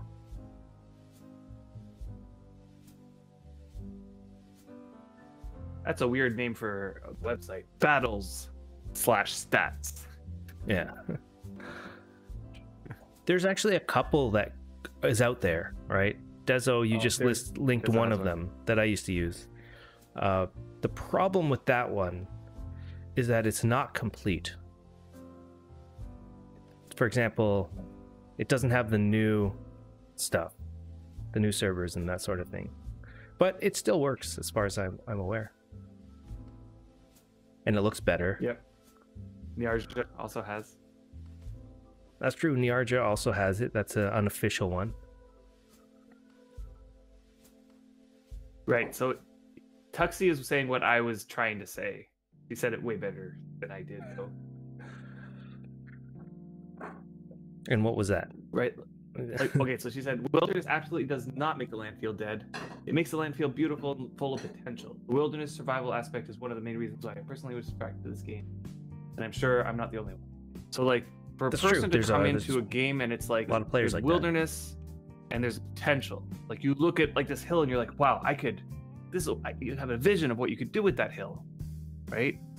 But if you come in and it's like completely developed, all blocky and square, and there's decaying buildings, or potentially the buildings are completely gone, leaving furniture just lying all over the place, and it's like flat, terraformed areas, and that's your first impression of the game, it doesn't feel the same, you know? Like, it feels like the whole land has already been used up. No, it's true. It's true in the sense that 100% we need to solve that problem. And a lot of players want to see wilderness. They want to go and have wilderness available to them, right? That's one of the main things. But I don't think if you only saw wilderness and no players, I think there's also a shelf life to those kind of players as well. I totally agree. There has to be a balance, and that's what needs to happen 100%. Obviously, the best case scenario is, but it doesn't solve the problem of spread out, like players too spread out, right? Because if you don't solve that problem, then naturally the next thing that they're going to do to try to increase players again is to create more servers. They're just going to create more servers, and it's just going to exacerbate this issue every single time they do that. More servers, I wonder if and more servers and more servers if they add this the land regenerating, right? Like the reason why people feel the need that need more servers is like there's not any more room here to take, even, and people don't really want to take the abandoned dead deeds. And yes, they would need to do that. The problem really then becomes, what do they use as a marketing tool to bring those players back? Right. If they never have to release new servers. I mean, I think that this regeneration is going to solve both problems. It's going to make it so that there's reusable land in places that are closer to the population, right? Like, if currently there's a whole bunch of abandoned deeds that nobody wants to take, then it causes people to spread out farther to the natural areas, and you get this urban sprawl sort of spread. I agree, and that's how I started this. Like, it solves the problem of people not feeling like there's enough wilderness in the world. That's why we need it. The only thing it doesn't solve is how to bring these players back, or how new players would feel that the game is nicely balancedly populated. Where's that solution? Right. Because the ultimate solution right now that they're saying is to just release a new server. It's easy, it's effective, short term, it works. Okay, so hold on, let's see what people are saying. So just that, Parser, you're saying I don't like there was a post about the technical challenges of erosion, but when I started to think about Jackal, but in reverse, where hostiles start to take over the overpopulated area. You gotta drop fighters to the area. Gotta speak into your microphone whenever you go that direction for some reason. Yeah, that's weird. I wonder if it's the setting on the back here. Oh, my ears. No, that's okay. That changed something. Okay. Yeah. Is that better? Yes. I don't know. Did you change to the omnidirectional? Yeah, omnidirectional. That's interesting. I didn't even know that they had that feature where the overpopulated areas attracted the mobs.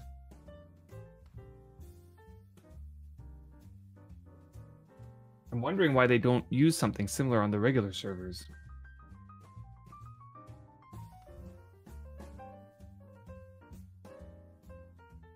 Here's another idea. Yeah. Here's another idea. How could they figure out a way to reduce the amount of land?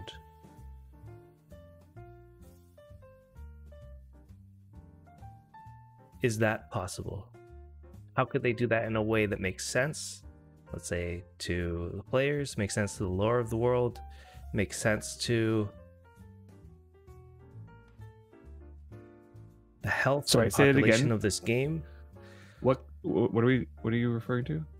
How do they make could they do to make it so the land starts shrinking, or they reduce the amount of land in this game that makes sense, that doesn't piss off people?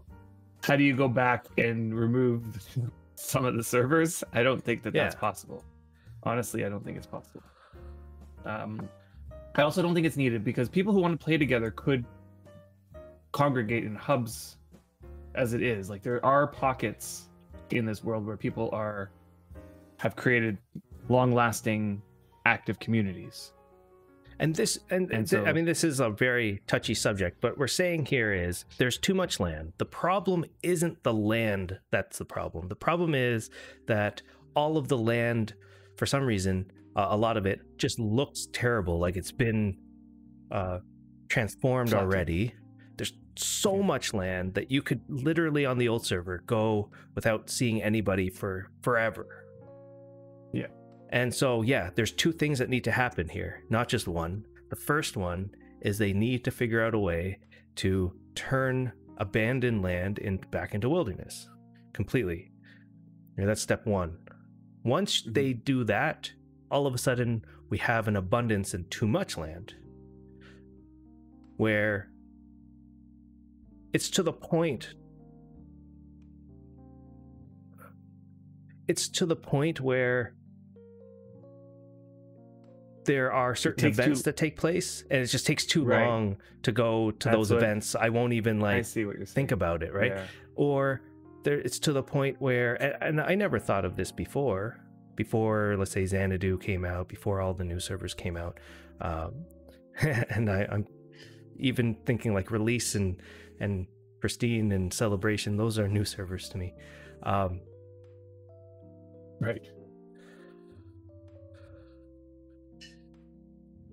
Raise taxes in certain areas and give rewards in other areas. Interesting. That's an interesting way.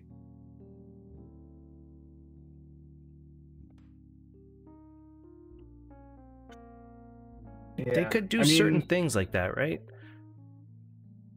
Land turns back to natural, but then let's say they're trying to close a server without closing it. Like it could be so much as upkeep is different depending on where you are. The farther out you are, it's more upkeep. They could remove it from the tutorial. Let's say it's no longer in the tutorial, so new players wouldn't go to it. And then on the actual land, they can start converting parts of the unclaimed land to do something different. You know, Amethyst's whole idea of creating a different kind of land, like it's getting corrupted, it has different resources, it has different animals, so people still want to go there, but you don't want to go there, you can't deed it, but you want to go there for a reason. It becomes a different kind of worm that benefits all of us. And all of a sudden, eventually it's like converted now, so it brings players together without removing that land at all, just a little bit. Mm-hmm.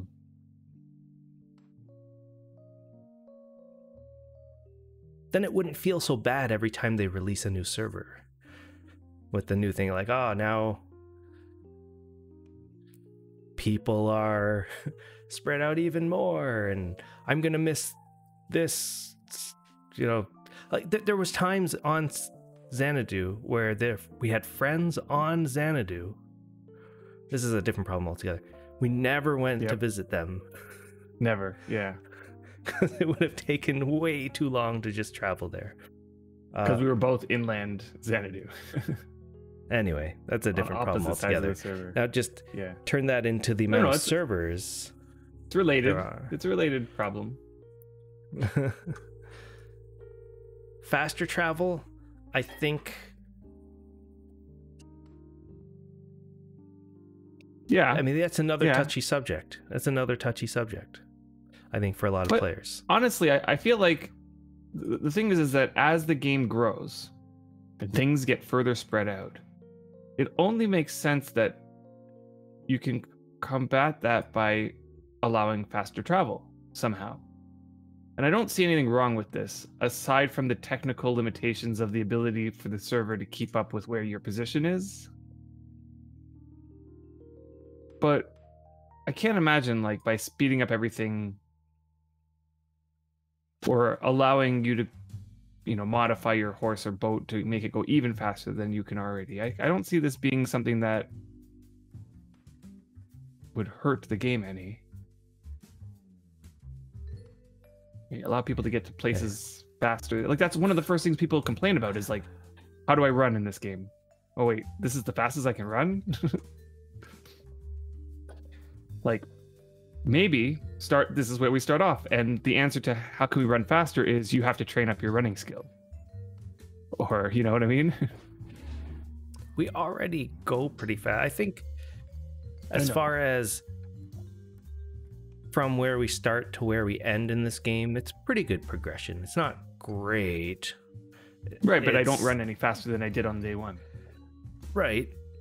There's not much faster that you run, but there's progression in the travel speed that you can have. And hey, Cats.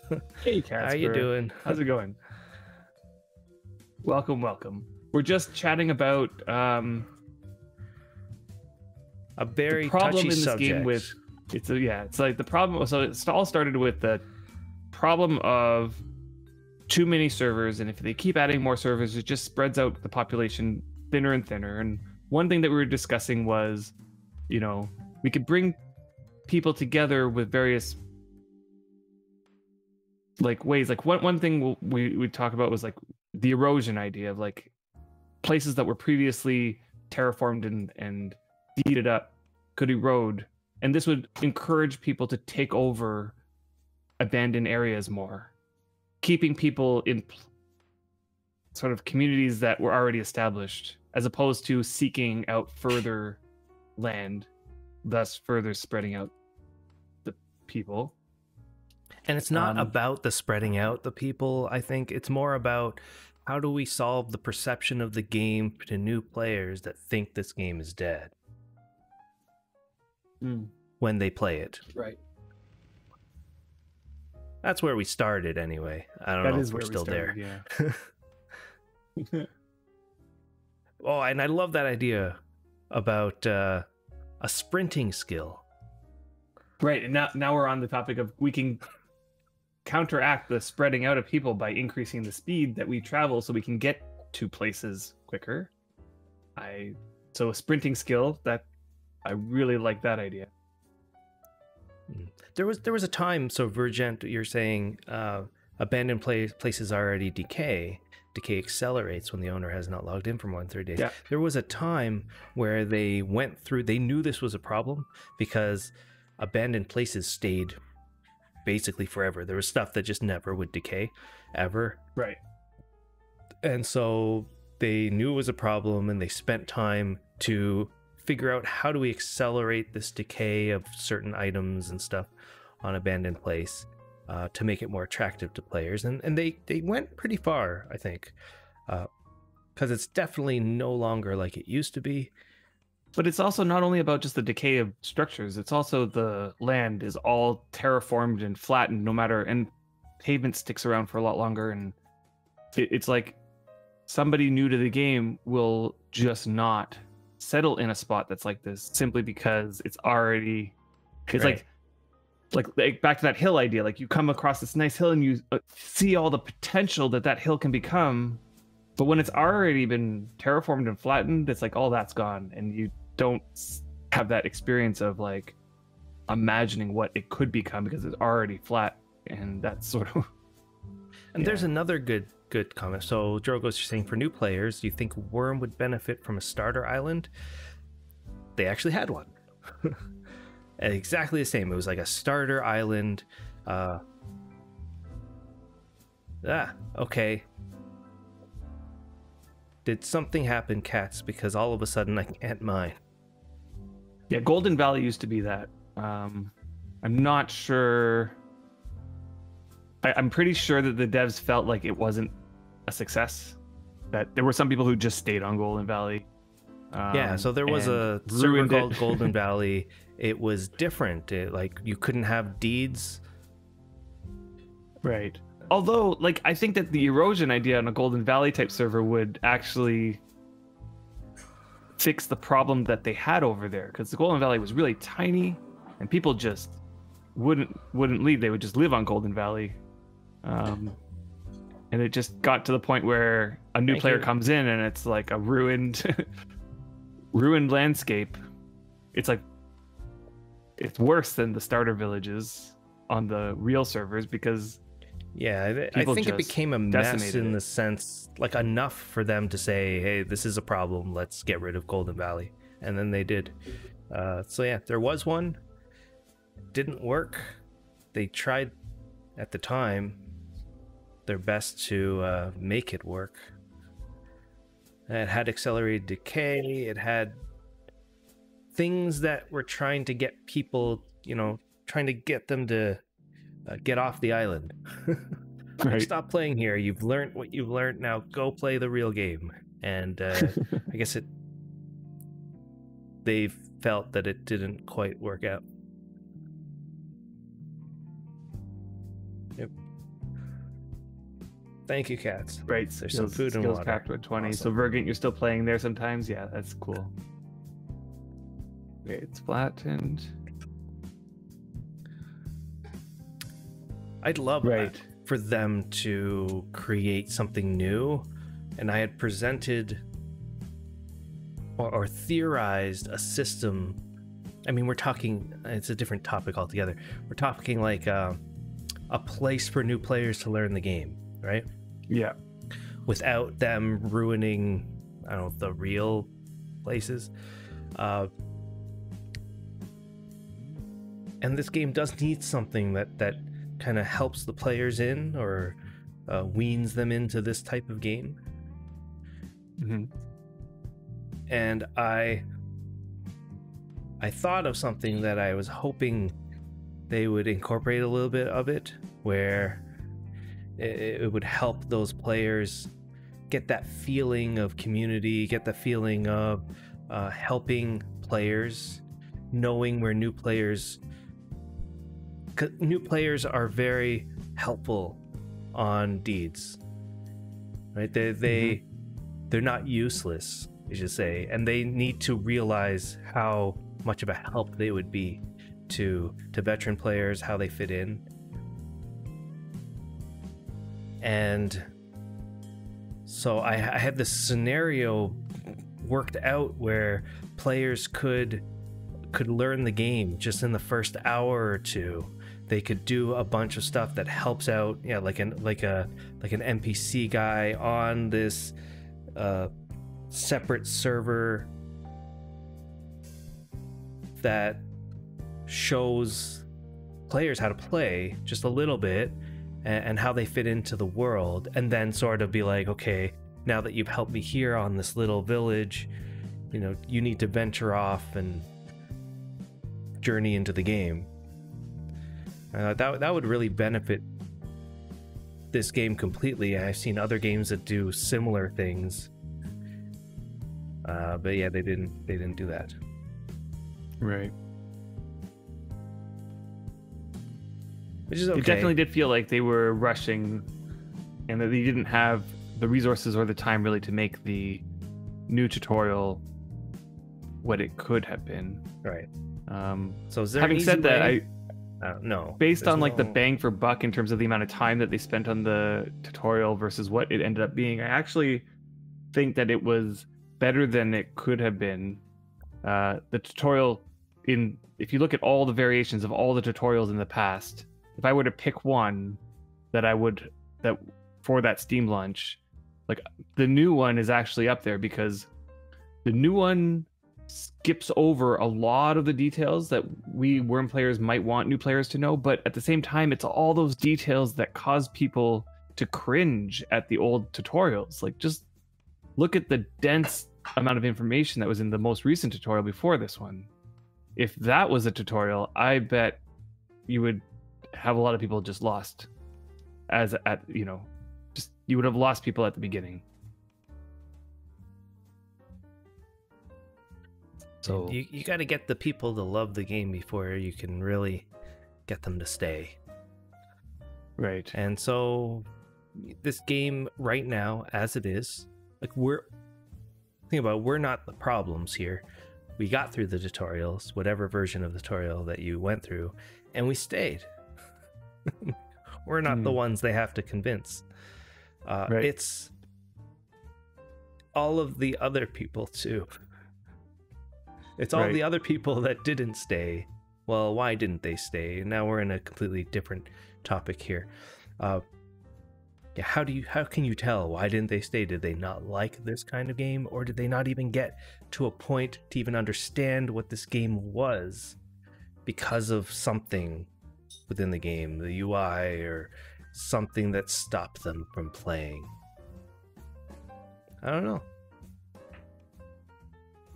We've talked about this a lot in the past, and well, one thing that I think they could do to keep people around more it's not is such an easy thing to no, find no, no. out. This is one thing that they used to do that they stopped doing that would really help, I think. And that's where they keep an open line of communication with the player base. Like, that is to say, In what way? Like, back in the day, back when there was a time when we would get a news update weekly. we did. My used feeling to was, get, updates weekly. Yeah. we used to get them weekly. Like, each news wouldn't be as big. Like, it wouldn't be as big of a deal each one, but it was at least like a communication from the devs and from the just an open line of communication. It happened weekly, just about what was happening. And sometimes even those would have said, well, like, they might not have even had anything new in them. It would have been like, we're continuing to work on these things that we mentioned in the last one. That's sort of like our main focus, and this is how things are going. Like, there was no new news to be announced, but it was just a check-in. I really felt like that, just having that kept you engaged with the progress of where the game's going and keeps you updated with, like right now we're in that point, and this loops us back to our original conversation about, it's like right now, since the Steam launch, it felt like there was like a round of bug fixes and a round of exploits that were addressed, and some systems were changed, but mostly to address like the new server launch. And like the PvP side of things got a whole bunch of stuff because of Defiance and that. And then they announced this massive roadmap that has all sorts of wonderful things that we would want to see coming to Wurm. And when was that roadmap? That was at the end of October, or was that like a month ago? Sometime in October. Yeah. Beginning of October. Or was it beginning of October? I can't remember. But I have to say, like, since that roadmap announcement, I don't think we've gotten a single bit of news aside from You're talking the about Halloween event, Black Halloween Friday event. These were like the news, right? And yes, like the roadmap totally is super exciting, right? But do we kind of know, like, what is the one item on the roadmap that we should be like that the devs are working on, right? Like, what's the focus? Do we know what the next major update will look like, at least even vaguely? Right? Ryukin, you're talking about the new fighting overhaul. Yeah, I think when they even announced that was something that they said way down the line. No, that's not what they said, isn't it? They said that was coming soon. Right. Like, they said it was almost done. The wording done. made it sound like it was already almost done before the Steam launch, although like it just didn't. It feels like they're saying one thing but meaning another thing. There's a communication breakdown somewhere along the line where it's leaving the player base a little bit confused, and eventually that confusion and curiosity is just going to turn to, like, everybody being just. But like, that's here Drogos is saying psychology here. What I'm trying to say. Read that. Yeah, the longer you don't hear anything, the more worried we get about the game's future. Right? When do we get to that point? Because we just heard from them about this Black Friday sale. Before that, we heard from them from the Halloween event. It's not like they're gone. We've gotten updates every month. So at some point during that month, we went from, great, we got an update roadmap, we got information, to now I'm getting worried about the game. And it's just something within us where we need to hear something. How long of a time does that take? inside of us before we get worried. And then once they can establish that, then they can be like, okay, now we've got our own internal roadmap where we know we need to release something, some sort of news on this kind of interval. So we need to make sure that we have something in advance that we can say, and things got to be planned.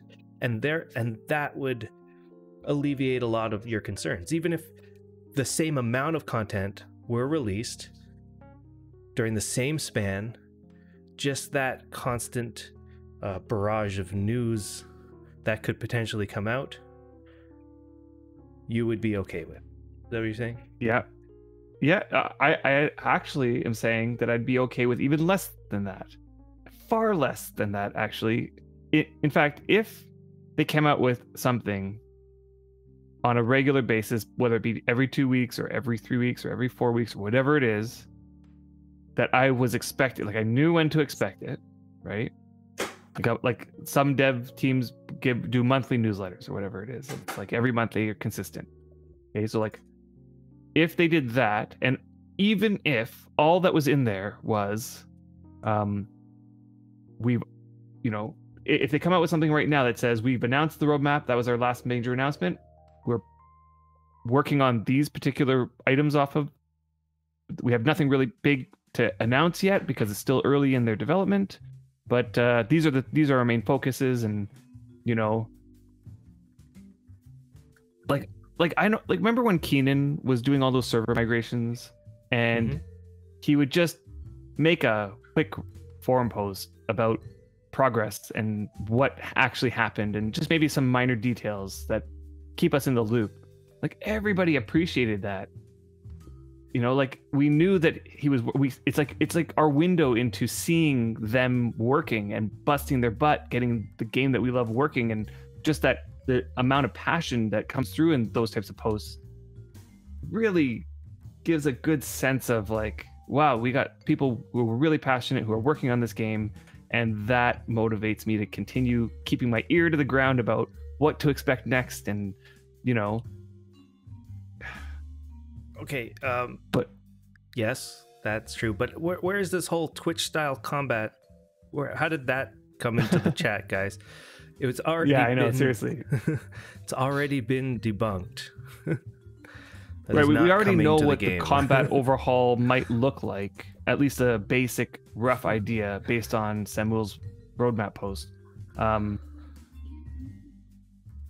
They're just going to contextualize. This is my theory. They're just going to contextualize the combat that we currently have. Yeah, much in a much better way. Right.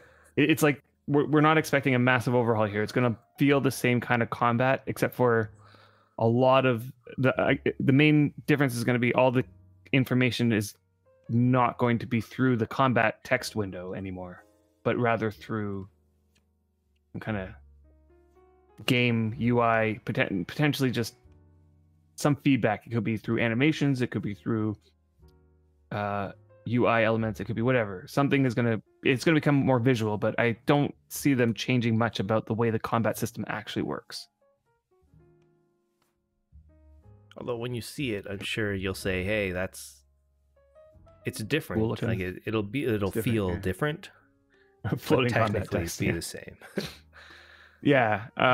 Now, again, I have no issue with like them, not like these types of updates. What I'm having issue with is it's been a while now, and we have no sense of what's happening or what progress has been made, and it leaves us with the thought that maybe no progress has been made. Maybe they're just, I don't know what could be happening. My mind starts going to the worst case scenario.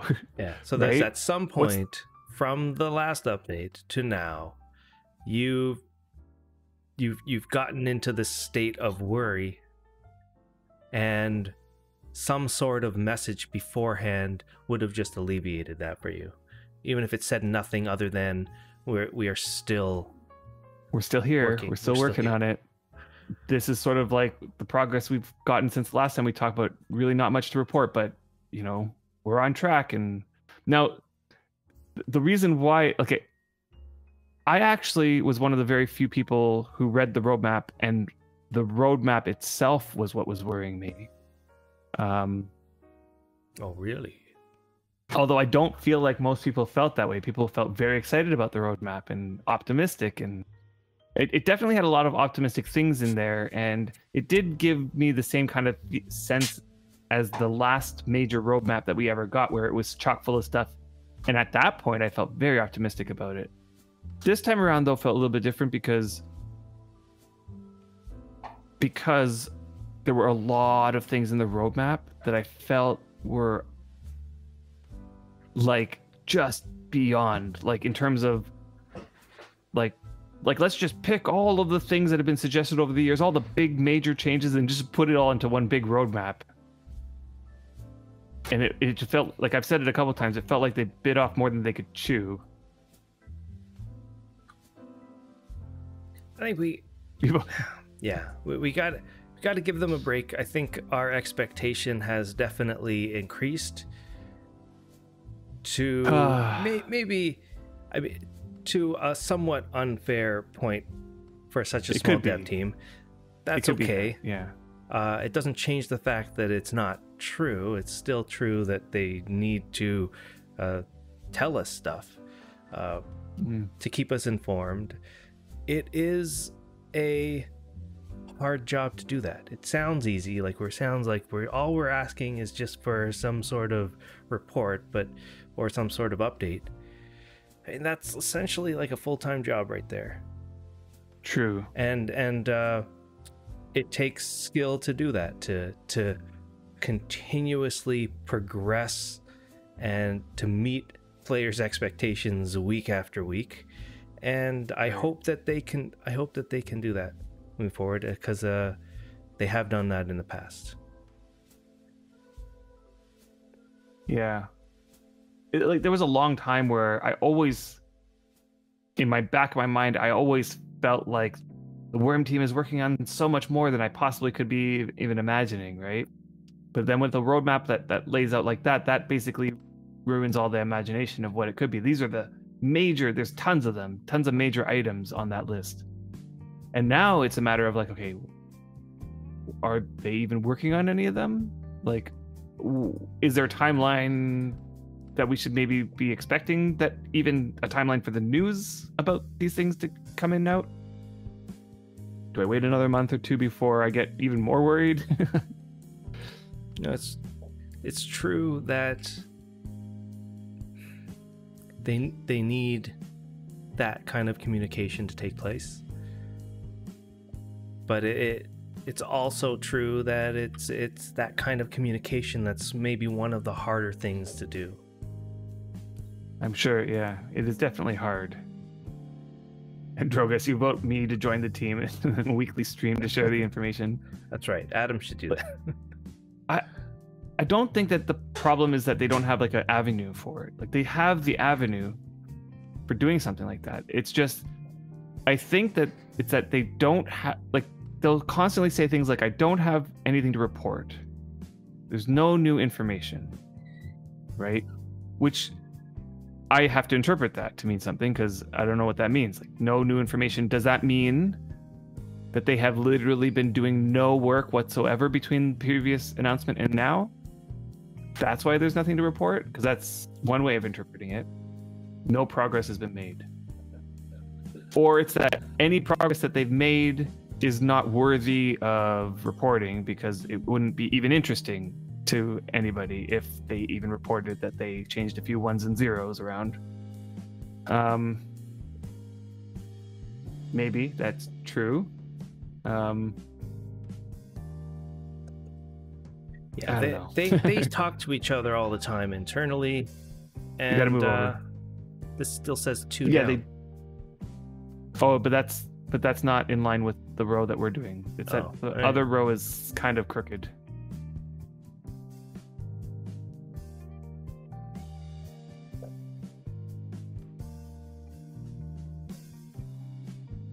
Okay, that's definitely reassuring to know, Casper. And I know that you know, so I'm happy to know that is the case. And it's fine that those things that they're working on aren't worth advertising to players. I totally understand that. But what they also have to understand is that us players would love to see a glimpse into the hard work that they're putting into it, and that just that glimpse alone gives the player base like so much stuff to be excited about. And without the glimpse into these things, it's like it creates a sense of worry and anxiety about whether or not, like, if we don't see them working, we don't know what they're working on or how hard they're working or what, then it's just figuring out how to message things to the users that make them reassured. And for example, it's like I'm just going to use this as an example, Casper. I think this is pretty much what Adam's saying. So you're saying there's a lot of the cool stuff, the stuff in the roadmap. That's the cool stuff that they've already announced that we want. But in order to accomplish that, there's a lot of stuff that players, we feel, wouldn't want to hear about, like all this random, infrastructure type of stuff that, right. This week we fixed a whole bunch of code or something that will help us in the future or something. But the thing I think Adam's saying is that we'd want to hear that in a way that reassures the player base that stuff's happening. I think that's what you're saying, Adam, it doesn't have to go into the jargon. Yeah, it doesn't have to go into all the jargon details of that. Just that's even what if they're it's doing. Even if it's we Does that make this sense? week we completed a restructuring on this stuff, it's like basically you're not going to notice it, but that's going to lay the foundation for the next step, right? Like if we got that information, like everybody would be like, awesome, like things are happening and they're moving on to the next step. Or even if it's like we ran into a snag here with this thing, this has caused a lot of delays in our progression and we're gonna have to push off this combat thing a little bit, we're not sure, even like whatever, any word on progress will avoid that sense that is pervading the community. I've heard it from other people as well, it's not just me. Consider all the new players, right? Like they come into this game, they don't know really what the development cycle is like for this game. They see this massive roadmap that probably has stuff on them there that they're thinking, wow, that's like awesome that they're working on that. No timeline is given, and then 2 months later, still no word. Like, are those brand new players gonna stick around waiting for this? Like, how much longer before they think, maybe this stuff isn't actually coming? Yeah, it's a balanced and all the while the devs act. are in the background working on it, right? It's a balanced messaging act. You can't just not say anything, and like the Game Couple players saying there's some stuff that they wouldn't want to announce, but there's ways around that as well to be able to provide messaging without actually telling players what they're doing. Just that you're telling the players we are doing something without actually saying that. Okay, WoW is the company does this properly. That's the thing. There are companies who do this properly. I'm not, but WoW is not one of them. But look at Sea of Thieves, for example. Look at Sea of Thieves. Okay, I don't know if anybody's played this game, but it's like but you're not playing on a day-to-day basis. So no, I know that. But when I was very aware of their news cycle. They have a very rigid news cycle. It happens very regularly on a schedule sort of thing. The very beginning, early on, they laid out their development cycle in a roadmap style that was not just here's a list of the things we want to add, but we're going to be making these major updates and the date of release are going to be these months, and here are the things that are goals along the way for those milestones, and then that keeps getting updated so that with every release the new piece of information comes up for like they have like a year-long roadmap and it's public, and then they have monthly developer YouTube videos that they put out. They don't list everything, they don't tell you everything, they actually keep a lot of the information closed behind doors about what they're working on, but just the fact that they are regularly communicating is the thing I'm talking about. Okay, they don't have to say everything they're working on. I think that's the most important piece here. It's not about getting information. It's about getting communication that they're still here. Like with Blizzard, if I type into Google right now, I say, what's happening with Blizzard? Like what's happening with WoW right now? Like where are they in their updates and what are players expecting to be coming out soon? There would be tons of news on Google about what players should be expecting to come out. Like I know Shadowlands just was released, but if we went a month before Shadowlands, 2 months before Shadowlands, 3 months before Shadowlands, and I typed into Google, like what kind of news is there about Shadowlands? I would get something that was recent, relatively recent, about some news item about some piece of information about it. Now, will I get everything about that the devs were working on at that moment? No, but I'm getting some pieces of information, right? Like if I look now about Wurm, like what are the devs working on? The most recent piece of information is from 2 months ago. And that piece of information is a massive list of things they couldn't possibly be releasing anytime soon. Maybe one of them they might be releasing sometime soon, but which one? Not sure. Where are they in the development cycle of that? Not sure. Has there been any information about anything since then? None. And yeah, I think the more concern was not actually about the roadmap, to be honest.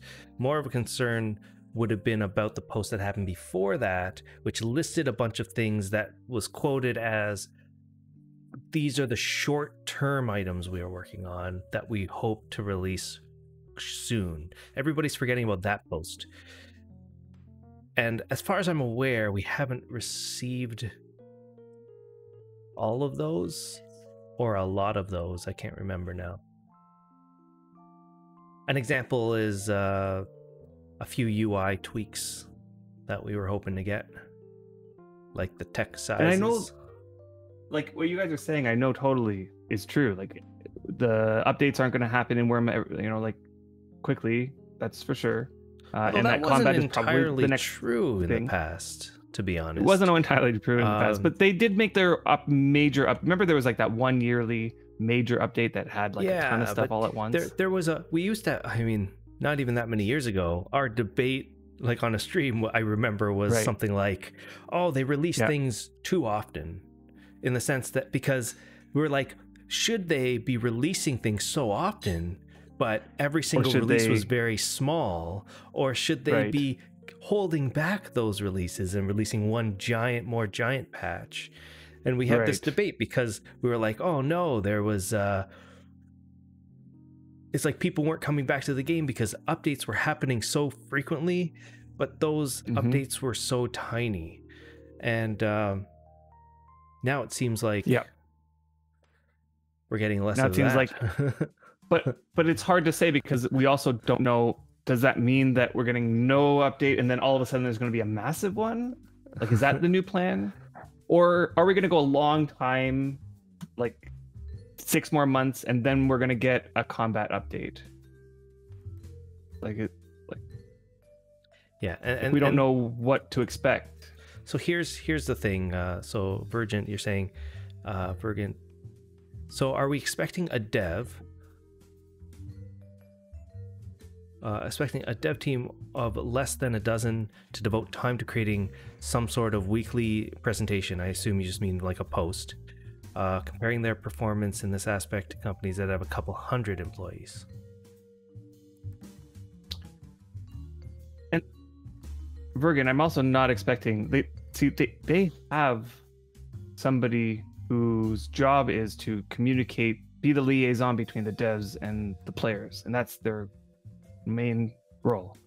And it would take dev time out of their day to communicate information weekly about what's happening to that person so that they can report on it. I don't see that being something that would be out of the question to expect. And maybe it doesn't have to be weekly. Maybe it can be monthly. I think it was more about following a schedule and then just again, it's not about the information, it's about the communication. It's just the continuous make your I think players that would feel just like... be fine if Adam would get off his soapbox if they just had that. Yep. Totally. My soapbox. Very passionate about this. I know.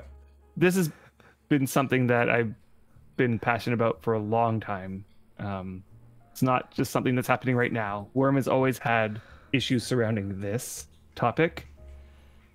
I just have been sensing it's going in the wrong direction now. Like, it's always been not great, and now it's just getting worse than it's ever been before. I think it's more... Maybe it's a bit more of a concern. Well, I don't want to use the word concern. It's more strange because of how well Wurm is potentially supposed to be doing right now after its Steam release. It's almost like we got this big release, and they're allowed to. They have this influx of money, and things are better than ever for Wurm. But the communication versus the communication we used to have before Steam, before release, somehow is faltering in the wrong direction. When, as a smaller population and less money, we had better communication. Right. Maybe that's totally part of it. And Esham says, if this was a forum thread, it would be locked.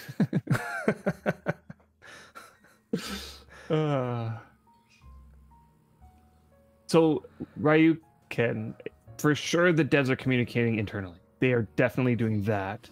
Well, Kevin, the devs are definitely communicating. They are definitely working on stuff. It's more so that I've heard from several places now, from several different people, while I'm watching other people's streams and interacting with other people, that there's this general feeling like right at the moment we're in the verge of like, what people are wondering what's happening. We heard this stuff was being worked on. When are we expecting it? We haven't heard anything from the devs for a while. We're entering that time where if something doesn't get addressed within the next little while, it's just going to reinforce negative perceptions of what's happening internally. Like, just the fact that you're questioning, are the devs not communicating internally? Like, I feel like there should be hints given to the player base that the devs are communicating internally and are working on stuff, and we should feel excited and hopeful about what the future holds for Wurm.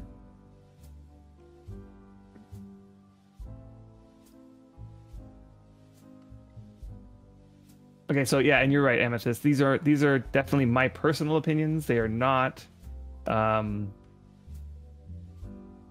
held by everybody. I know most people are very happy with the way the game is, but I also know that there is this sense in the community. Let's just say you don't want to make it leak out to the external public when they're looking to try out the game and they're hearing from too many players these sort of thoughts. Anyway, on a different note, I see a tiny person. Tiny person behind you. Okay, not anymore. Anyway. Oh, that I was see. Funny. Anyway, that tiny person. Yeah. So only slightly grazed your webcam, but yeah. When did you get those? Right. Tell me about your. You got new headphones. I just noticed that. You never noticed? I didn't tell you that I got these. We're done on that one. Yeah, like I really like the overhead earphones, but I kind of wanted to try out these style headphones because they're much lighter and they weren't that expensive, and so it seemed worthwhile to just try them. They're definitely not as good quality as the overhead earphones, especially when listening to music. You can tell big time. I do like the lightweightness of them. I'm not a big fan of the in-ear rubber thing that squeezes and creates a closed suction in there. Yeah. That's one thing that I could do without. Especially since you can hear your breathing when you're fully plugged in. I don't know if you have. Do you have these kinds? But do you know what I mean? Like, do you have these kinds of earphones? Sort of a mixture on me. It suctions in, and it creates a complete seal. But when you're like that, your voice sounds different, right? Yeah. And you can't hear anything in the room. Everything sounds muffly, and I can hear my breathing, just like you can hear your breathing when you plug your ears, much louder. So it kind of is distracting a little bit. This is perfect. So this is a perfect conversation. But yeah, mine sort of fits. I can have them fit outside my ears and still in place, and it's fine. But Glenny, welcome to the stream. What is the best way to describe this MMO? I've never heard of it. And this is a great segue into how we really feel about this game. Adam, go for it. And everybody go for it. Okay, so I know everybody help Glenny cuts here. Get a sense for what this game is. This game at its core is a crafting MMO sandbox. Okay, sandbox meaning that there's no directive that the game gives you. There's no direction, there's no instructions, there's no quests. But you have the world in front of you with tons of different things to do. Every tree that you see can be chopped or harvested in a variety of different ways. Every tile on the ground contains resource that you can gather through foraging or mining like we're doing right now, or you can farm each tile with crops by planting them. You can it's like a gathering. If you ever play any of these games where there's this huge emphasis on gathering resources so that you can craft things from those resources, and over time as your skills are going up, you get better at doing that. Things start going faster, things come out at better quality, etc., etc., etc. It just goes on like this. Thanks so much for that follow, Merry Nightmare. Thank you. Glad you're... Wurm, the best sandbox experience on the market. Yeah. And Casper linked the YouTube, the YouTube Wurm trailer. Gives you a good sense of some of the essence of the game, definitely.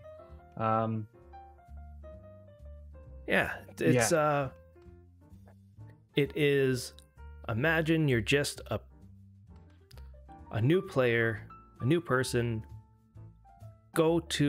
you appear on these giant non-instance lands, and it's your job to survive whichever way you like in this world of Wurm. So and more so than survive, but craft a place for yourself, build the land up and put buildings and structures. And as you can see in front of us, this is Cat's Deed here, and she's a horse breeder, so she has all these horses here. Each one has a unique set of traits, and when bred with other horses, you can get babies who have combinations of those traits, and you're trying to breed out the bad traits and get good traits. There's so much intricacy in each aspect of this game that makes it so that no one player is a master at everything. Well, I shouldn't say no player. There are a few hand select players who are special in that way, but most people will specialize in one thing or another, maybe a couple things, and get very good and knowledgeable about those things, but have no knowledge about some other things. So there's so like Amethyst is saying, so life is feudal. Think of it like Wurm Light. They took a lot of the features of Wurm, kind of made it a little bit more simplistic into their world, into the way that they have things. and Wurm has that, but so much more. So much more because it's been around for so long. Yeah, the devs of Life is Feudal started playing in Wurm, and they basically were like, "Oh, we want to make our own game like this," and they went off and did that. But Wurm has a lot more development time under its belt compared to Life is Feudal, and so because of that, the systems are deep and rich and complicated, and it's a little bit messy, like in the sense that there's not so much uniformity between the skills. There's a lot of like variation and variety, which gives the game a lot of spice, which is really nice. Here, Ryu can describes this with a MMO with a lot of possibilities. With the player involvement affecting the overall landscape and atmosphere of the game, players have a real-time impact on the environment and the ability to play the game how you want. Casual, but rewards players who invest time. Crafting, building is more rewarding as it takes actual time to do things, and there are steps involved that gives so much satisfaction when it's complete. Totally. That's one major draw to this game, is the satisfaction one gets when completing a major project that they've invested time and effort and thought to. Like this one here, for example, this project that we're working on right now has an end goal in mind. And it's going to be a long time before we get to that end goal, but the effort that we put in, the surface mining we're doing right now, grinding away at making this land look exactly how we want it, is going to pay off into something that we can be really proud of.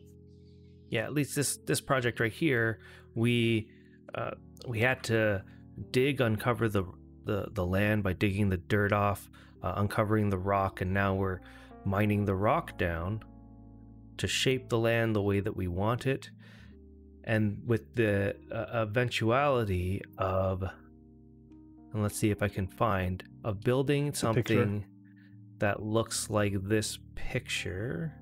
Right. And this is one of those things, like right now, you're looking at, if you look in the game at what we're looking at, this doesn't look too pretty, right? It actually looks quite ugly, but it's early on in the development of this project that we have the end goal of in our minds. This one.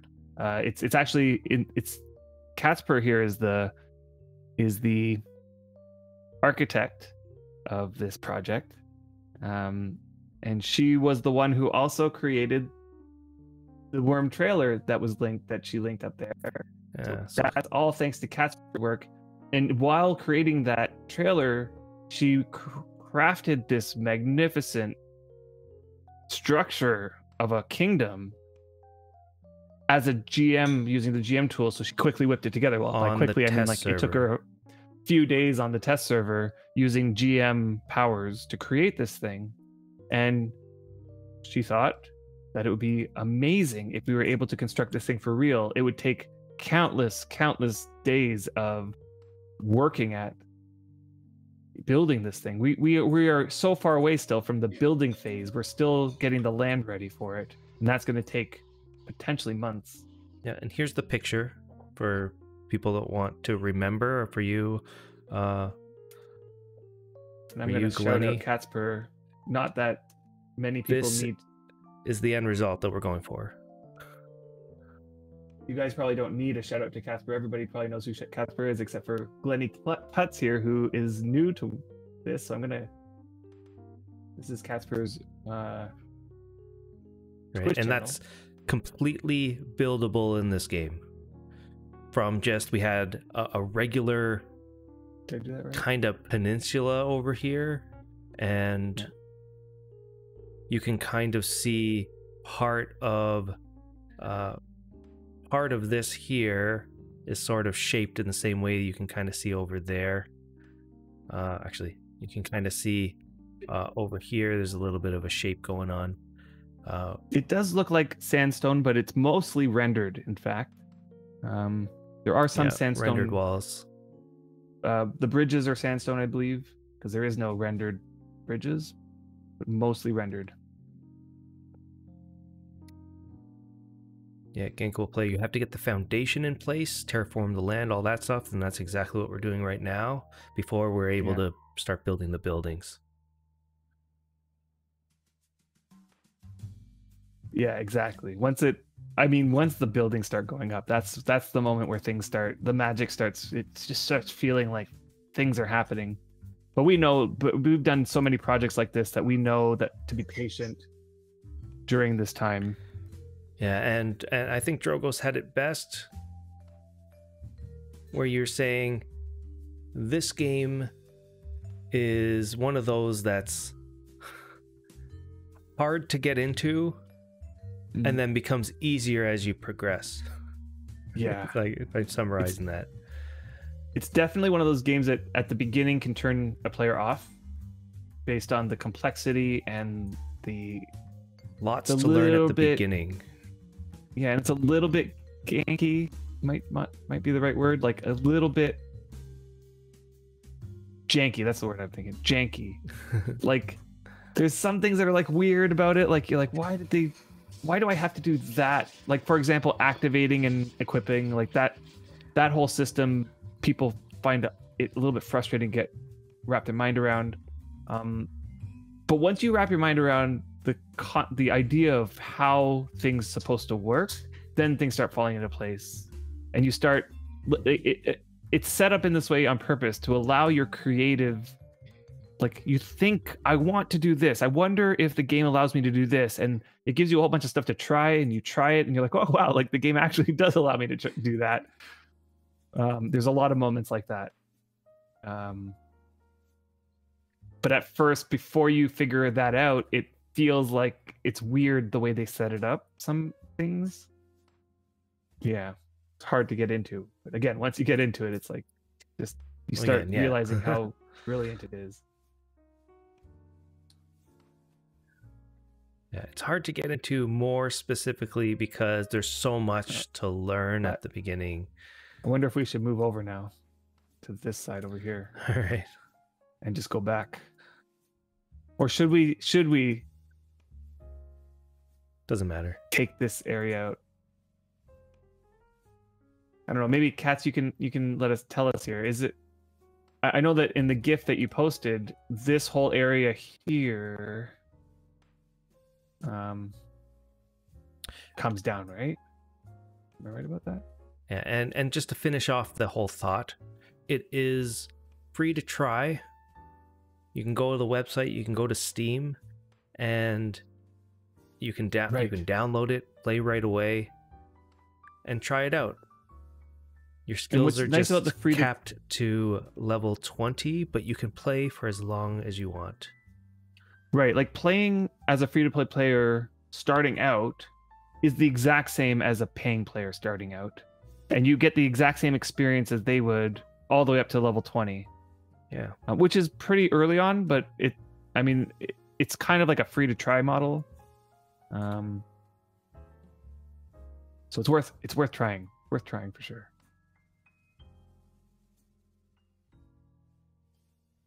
Okay, so then when the canal is lowered to the bottom, it should be 5 tiles wide, plus the edge is going up to the other side, so 7. Okay, so that's what we figured.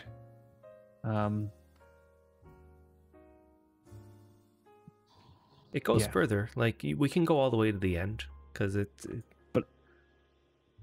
yeah, and I guess like concerned about. But then it's a matter of then bridges will need to be made, right? Like right now we're not too worried. I think that if we bring it down by 20, that's not going to prevent somebody from walking across. Right. But there's going to come a point where a bridge will need to be made in order to make it across temporarily anyway. Okay, you're going to make rope bridges anyhow. Okay. So, Fuming Godchild, was there any news about natural rivers? Back when we started in 2012, there was talks that they were going to look into it. And I think they looked into it and realized the amount of work involved to get that to happen would not be able to be done in such a timely manner that it would benefit the game. So then they kind of dropped that, unfortunately. That was one of those things where like it was a Rolf thing, right? Yeah, Rolf, they haven't revisited it. He was the owner of Wurm for the longest time, CEO and everything. He made all the decisions. And he had this tendency to say things like, we're going to put bridges in this game and it's going to be coming out 3 months from now. And then he's exaggerating, but yeah, he would tell you something that he'd really want to see, and he would give you some sort of timeline. And it was like unrealistic when they looked. Yeah. And this caused a lot of problems for the dev team. This is one of the reasons that contributed to them not wanting to announce things like this anymore. But flowing water was one of those things that he, in his moments, were talking about. We are going to put in flowing water into this game. I want to see rivers. Yeah, but he basically said, if you really read what he said at the time, it was just like he would love to see that in the game. That's like his comment. And he's going to investigate the possibility of that. Right. Sort of thing. And we love that. Like, we love the fact that he would say things like this because it got us all riled up about it, you know? But I know other people get upset when the stuff he says doesn't actually end up making it into the game. Yeah, yeah. Waterfalls. Exactly. So you can rest assured that at some point in the past they tried it out and couldn't figure it out. Doesn't mean it can't ever happen, but I don't think that there's currently a dev working on that. No. Yeah, a dev, probably like a volunteer dev, would have to join the team and just try to make that work with the code that's currently in the game. And that's what basically happened with Bridges. They did mention that they were going to hire, like they did have a whole bit in one of the news updates that they were going to actually hire paid development. Yeah. Right. And we haven't heard a single thing about that either. And actually we have heard things. I know for sure that there are people who have applied and have not heard back from their application. This is another thing about the communication. It's like I'm only getting information from the source that's actually giving information, and that source is people who know stuff, and it's not coming from the official dev team.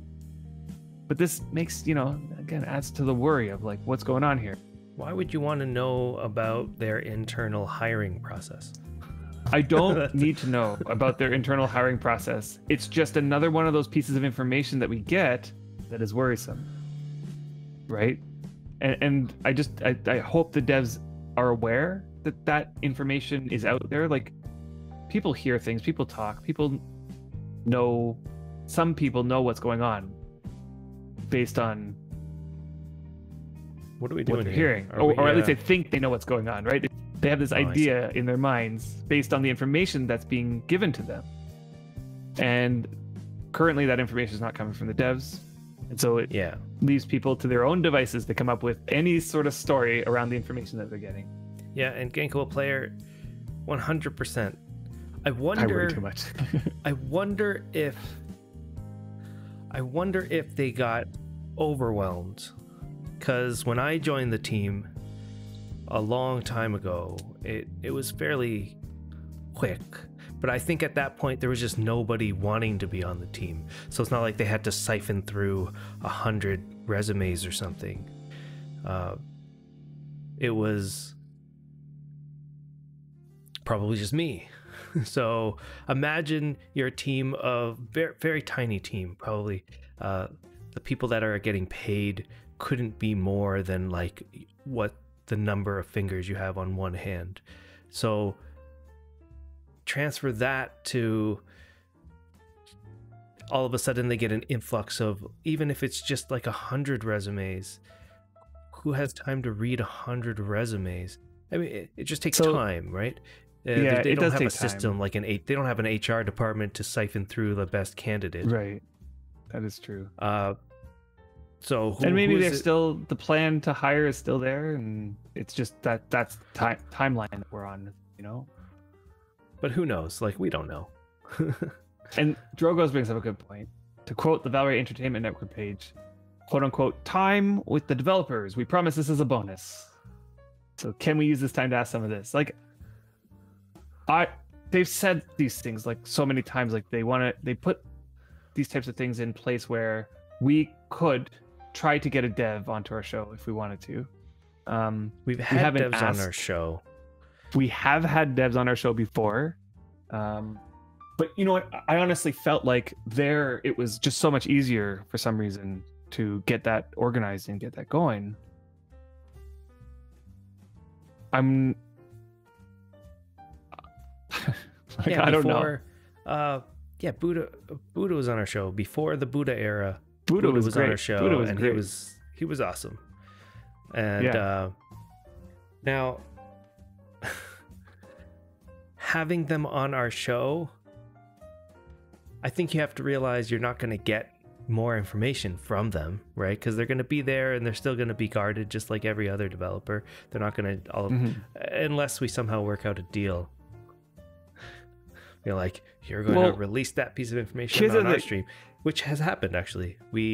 I honestly felt like they were getting better, right? Like we would push and we'd ask questions and we'd always get the block of like, no, we can't get that information. And then they started doing things where they would leak information to us. You remember with the archaeology, they leaked information about archaeology update by posting these pictures with hidden links in them. You remember that? Actually, to be fair, that link was not about archaeology. Right. Totally. However, it sparked this we guessed sequence archaeology based on a link that was about the Wagoneer system. Exactly, totally. But my point is that they were leaking information like this, like in a fun, creative ways. Like there'd be this massive post that seemed to be about nothing, and then there'd be a period that had a little underline on it that was a link to another post that was hidden that had a picture that made you ask questions about what is this thing that I'm looking at? It looks like it's something they're going to add to the game, but we can't tell exactly what it is. Like these sorts of things were like awesome publicity for the game. It got people excited and questioning what was going on, and it was very clear stuff was happening. Yeah, it takes some planning to continuously be able to keep that up, and I hope for the best. I hope that that type of stuff can come back, and that they can plan out like a long-term strategy around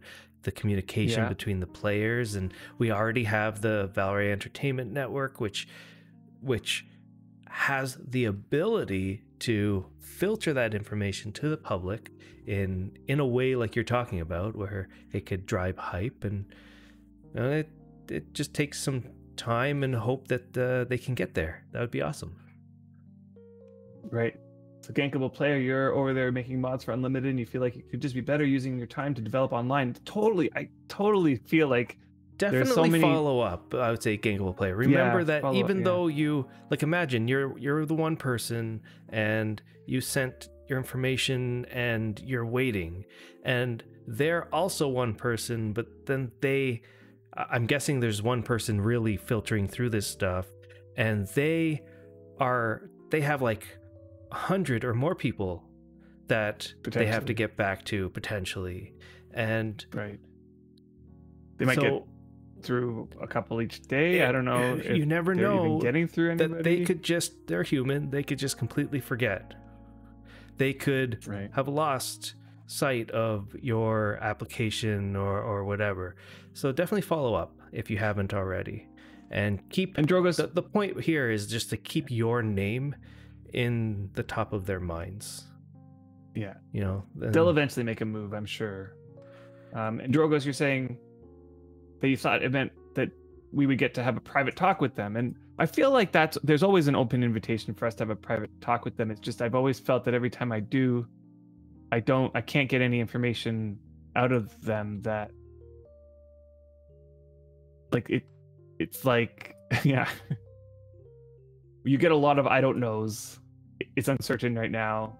We're not sure. Is like those types of things we like. Yeah. And Shotgun Chuck. So you're saying that one problem is that the internal staff. There's no info to game. Hey Buddha. There's an internal staff. Buddha. So that the internal staff would leak out information somewhere, and that becomes a problem of a friend. Right. Wouldn't the solution to that be to then just publicly communicate that stuff instead of having it a broken telephone sort of thing. Yeah. I mean, as I was saying before, it's like even if the only communication we got was we don't have anything at the moment, but these are the like I mean, if I had it, okay, yeah. How is this such a big topic? I don't even know. Yeah, I'll let you go. I'll be right back. Okay. I'll be right back. So, right, like they definitely don't want to leak out information, some information, right? But the problem occurs when it feels like there is no information for long stretches of time, and therefore players get the worst case scenario in their mind. And in my mind, the worst case scenario is that the development of Wurm Online stops and it gets shut down, right? Like, now I know that this is a improbable, very unlikely worst case scenario, but that's the worst case scenario. Like, that's like a nightmare to me. If Wurm Online got shut down or stopped developed or funding stopped going in there, and uncertain times such as when the CEO switches hands, a new direction happens, Buddha stops being the lead project manager and is replaced by someone that is, while does great work for the game, has not communicated nearly as much as the past leaders or managers. I don't know what to call them, but like, even we would get just the amount that Rolf posted back in the day.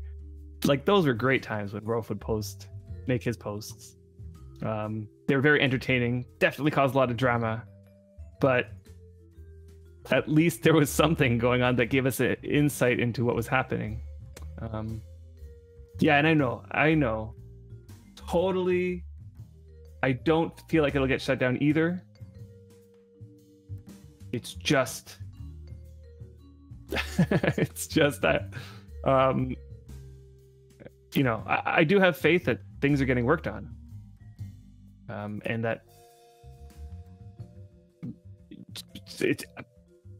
I don't even know what to say anymore. I feel like I've said everything I wanted to say, but it's... Right. So how's your... What company was the headphones that you bought? I got MPOW headphones. Oh, that's why. Okay, so yeah, they're like a Chinese brand off of like Amazon or something, right? Right. Yeah. And so they're inexpensive. And maybe it's just that they're inexpensive headphones. You didn't want to take advantage of like the Edifier stuff. Mine's still the Edifier stuff. I actually find that these have a much better sound than some of the ones that I bought before. Oh yeah. I mean, I'm not terribly unhappy with the sound. Yeah, thanks for the follow. I'm not terribly unhappy with the sound. I'm more unhappy that I can hear my breathing so loudly and that, you know, like, yeah, it's just the experience of having your ears plugged. Yeah, that style. I'm not the biggest fan of it, so that's all. Yeah, and Dezo, I think, yeah, they haven't been able to provide, or nothing's really changed about the news. I think what has changed is just the general communication, which actually has gone up and down throughout the years. It has gone up and down. There was the heyday was when we would get weekly posts, and then that got changed to bi-weekly, and then that got changed to fortnightly, and then that got to change to whenever it was about time to be an update. We would get one like 3 days before it, and that's where we are right now. Yeah, worst case scenario, Wurm Unlimited exists, and they only push the modders there. Yeah, but Wurm Unlimited. And Kat said earlier, something to consider is that now with Wurm being under Game Chest's group, I'm pretty sure that their hands are tied much more on what they are allowed to share and what not. Right? And here's another thing. Like, we've heard 2 times now from the CEO but none of them were related to the direction of the game or anything like that. Once was related to some controversy over the Black Lives Matter movement. And the other one was right. And then the other one was, what was the other one? We heard from them. Maybe it was just at the beginning, just announcing like, hey, we're taking over. I can't remember. But since then, it's like no word. So I've heard through the grapevine that they've been standoffish in terms of the development of the game, but I don't know to what level they are involved. I'm sure the money making is definitely something that they're very interested in, and that scares me a little bit, right? Because for the longest time, this game has been a passion project, right? And that came along with a certain philosophy of development, right? When there's like a person or people who are very passionate about the game behind the development of the game, there's a different feeling compared to a company who doesn't really understand the game so much. Maybe I'm being unfair to them. Maybe they do understand the game. I don't know to what level, but it's just that it's uncertain to what level the CEO now, Oh, is it winter in the game now? Oh, is it? Is it coming? Okay, so we'll have to reload the thingamabob to see that. Dezo, it's not that bad anymore. Not with the new render. Especially when you want to walk around your ship. That's definitely something that would be really awesome, but I wouldn't hold your breath. It wasn't an item on the roadmap, so. Yeah, walk around a ship. That is something I think we've talked about since last, I don't know, probably 2012. It would be really nice if we could just jump on our ships and do that sort of thing. It's one of those things that would require a complete overhaul of that system. Maybe Buddha, even a number of systems. Now you give me another thing to go look into. Buddha, go say something nice for Adam to stop worrying. Yeah. Say something to make me stop worrying. What he meant was, it was an insight into how great they are. That's what he meant. Yeah. Definitely noticed a change. So when that happened, but like, to be fair, like, we weren't playing in like around the time that the change happened. It was like right after the announcement of the Steam launch. That's when we started getting off of our break and back into the game. We were on a break for maybe about a year before that.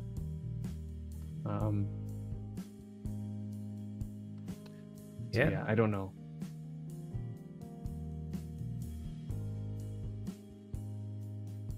That is true. That is true. So yeah, Wurm. It's a fun game, right? The game is something that I'm loving right now. I'm so into it. It's not even funny.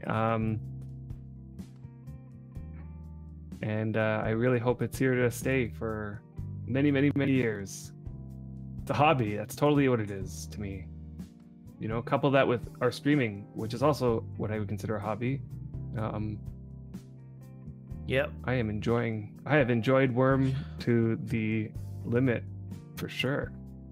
So something that's coming up, actually. So my work has been crazy up to this point, but shortly, let's say in the next 2 to 3 weeks, it'll be calming down for December and Christmas and all the breaks. I'm going to try to take off some time off of work. That means I'll have a little more time on my hands. Awesome. To play Wurm, which is great, but then to also potentially stream not only Wurm, but maybe a few other things. So that'll be fun. Definitely look if I can piece this together. Definitely wait for a few extra factional fight streams that might be related to a few other games. Yeah, that'll be fun. Cyberpunk. Is Cyberpunk coming out soon? It looks quite impressive. I think it's been coming out soon for the last year. Right. I have seen advertisements for it more recently, though. Okay, December 9th. 10. Okay, so it's coming out really soon. We're crossing our fingers. Now, Don't is this get supposed to delayed be again? Like, the way I'm reading it, it sounds like it's like a GTA style game, just in a different. EQ 27th expansion's coming out. Yeah, that's a lot of expansions. Is it the same game? I guess it could. But Cyberpunk is like a Grand Theft Auto style game, right? Trying to. What would be the best way to describe it? It's by the same people that make The Witcher. Okay. I You never haven't played any of the Witchers. Witchers. Yeah. Uh, GTA in that it's open world in a city, but a lot different apart from that. Okay. But like it's storyline driven, but also you get to choose your, like it's open world in the sense that you can choose which way you want to go. There's no like. Sure, like think But of there's, Red like, Dead Redemption 2. You just played that, Right. I know. Yeah, So maybe but I would say something like that's that. the same as GTA. Yeah. Like Red Dead and GTA in my mind are like almost identical, just with a different setting, Story-driven, like background, action, story-driven. But like I can choose to go over here and RPG. encounter this story over here, but I could also go over there and encounter that story over there. Sure. They're kind of independent from each other. There's no like I have to go here first, and then the next I go there, and then next I go there, like a theme park. Super It's RPG still heavy. I think, okay? story-driven, so the story still has to move forward. Probably it can move forward at your own pace. We're all guessing. A non-linear story. I see. Non-linear I don't know. story. Elder okay, yeah. Scrolls. I mean, obviously they Ish. don't like they want to distance Plus themselves Keanu from that. Reeves, It's yeah. like GTA because they don't. Yeah, for sure. But I mean, if it's not like GTA, that could be bad too. Because GTA was great at what it did. It might be the evolution of that, which would be great too. It would be bad if they went back to an older style of game type. Yeah, but you know you're not actually into the single player story-driven Is RPGs. it so? That was my next question. Is it single player story driven, or does it have a multiplayer in the same way that, let's say, Red Dead does? Or is that expanded to be better than the online? Like, is there any online component to Cyberpunk? I haven't heard enough to it. Maybe anybody has read up on it enough to even know. Because, to be honest, like what has kept GTA 5 alive is the online component, I think. Yeah, but Single player only. you ignore the story of like all those games after a bit. Well, I did do some of the story. I just can't. I'm not the type of person who can get through the whole story. I just can't. And back I to literally the- started Red Dead twice. I love the immersion of it, but I get about halfway, about 20 hours, 30 hours in, and I'm just like, I don't even care to keep going. back to the question at the beginning of the stream about what games are you playing. Like right now, I am playing a game called Horizon. Is anybody playing Horizon Zero Dawn? It was originally a PS4 exclusive. Came out on PC more recently-ish. And I've been slowly going through that.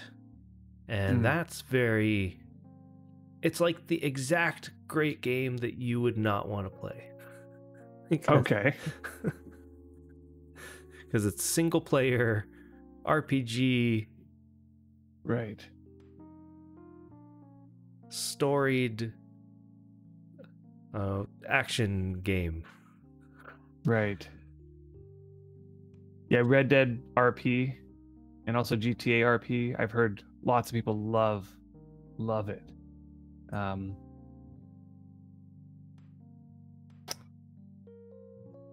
Yeah. I'm not sure. I played Red Dead quite a bit. I played it online, the online side of things, quite a bit more than the storyline. I really enjoyed it. I couldn't stay. Like there just wasn't enough for me. Just not enough. don't think. See, so Buddha, you're saying Red Dead was too open world for you, and I would say I'm actually on the other end of the spectrum. I felt like it wasn't open world enough. And by open world, what do you guys mean? Do you mean like not enough space, or that the function of the way they developed the story was not open world enough? Not the actual right, like Casper amount of space has it between stuff. It's like at first there's this massive illusion that the world is so lively and open-ended and so many options available to you. But you start like seeing behind the curtain a few times, you know, like you start noticing that it's not as open world as you might think it is, and that it's like the illusion starts fading over time, and you start realizing the constraints that you are in on this world. You know, you're doing the same things over and over every day, right? So, and as Cass is putting it, it's like it feels like you're on a hamster wheel. Okay. Especially once they start adding things like the dailies, and like you just feel like you're logging in just to get through the dailies, and it feels kind of like an arcade. So the open world aspect of it, the feeling of immersion starts slipping away, and it starts feeling more like just a regular game.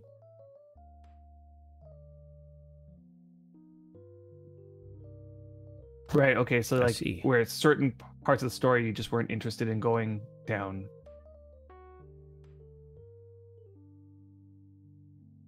Right, and the GTA story did feel a little bit more linear, you're right. Actually, that was one thing I couldn't stand about the GTA story, where like I'm playing one guy, and all of a sudden it cutscenes, and now I'm another guy, and I'm like, what? Like, I can't. Can I go back? Because I kind of want to talk to that person that's over there as well, but I can't go back, and it's like, it just felt more like a movie I'm watching. So, I'm actually on the other side of that, Buddha. I actually don't prefer it feeling like a movie that I'm watching, and more. I kind of want to feel more open-ended, like. And I did feel that Red Dead was more open-ended in that way. It's just over time it sort of stopped feeling that way. Right. I feel like personally I'm at a point I do like these games like Horizon and those story games. I feel like I need at least one. I loved Mass Effect. That was one of my favorite you've always series. loved the story games. BioWare, back in the day when we played Star Wars, Knights of the Old Republic, that sort of got us into that sort of genre. Wasn't really much in that genre at that time. And so I kind of continued that trend where I need like a story to play. But overall, I would say I'm definitely always looking for a game that's some sort of new experience. That's like the harder thing to find. Something that you haven't done before. Not just the same thing I've done before, but just with these new way of looking at it. And that's why VR was very exciting to me. I've always loved VR in general, the concept of that, since I was a little kid, and we went to Canada's Wonderland, a theme park, when we were really little, before VR was even a thing. And you remember in the 90s somewhere, it was like this huge trend to have VR everywhere. And so they had these, and it was VR like the blocky booths. crappy VR. Yeah, they had these VR booths where you'd walk into this thing, you'd put on, I don't know, a headset and like some gear. And I remember looking down. So you enter this blocky world and they're trying to teach you about what you're about to experience. A little character probably telling you to look at your hands, and you're looking at your hands and everything looks amazing because it's acting one-to-one. And by the end of that experience, which I think was just like some sort of multiplayer shooter experience or something, I was playing against my cousin maybe. It was like, in my mind I was thinking, this is the next big thing. VR is the next big thing. And then of course it wasn't, and we had to wait many decades before it was. And it's still on that cusp, right? Like it's still on the cusp before it isn't quite the next big thing, right? it's to the experience. So then what happened? Then the next thing I remember that actually touched that sort of type of experience was Nintendo Wii. All of a sudden, you have these controllers that kind of give you this feeling of one-to-one motion, but it didn't really, right? Because then you got the wiggle controller where, oh, just do this, and then you'll get, you know, you're playing tennis, but you're just like, you're realizing that it's not actually following your movements, and then that moved forward to the Wii Motion Plus controller, which actually had more of the one-to-one movement, and now we're into VR, where we're finally at a place, like if you have a VR headset, or if you've never had a VR headset, as an example, and wondering where it is right now, like the controllers are one-to-one to your hand movements. That's exactly where I was when I was like 8 years old, looking down, moving your hands. That's exactly what it feels like now, finally, where everything's just moving and you can go and grab things and it just feels great. Like how long till the controllers aren't controllers anymore, but are gloves? So the new Rift, what is it called? The Rift. It's not called the Rift anymore, is it? The new Oculus Quest 2 has the ability to track your fingers. So there's certain games where you can look down and your hands are now moving because there's cameras in the front of these headsets. Got it. And so it's tracking your fingers now in certain games. I don't know how many experiences they are there for that yet. Interesting. I saw a piano game or something where someone's learning piano through VR headset. Interesting. So they can see your fingers and they can see where you're pressing. You need a real piano, by the way. Yes. Tactile, right? Okay, so that's kind of dumb, though, right? It actually views your real piano. So the whole point of this isn't to just play. The whole point of this would be to teach yourself how to play piano. The VR headset is just the lesson.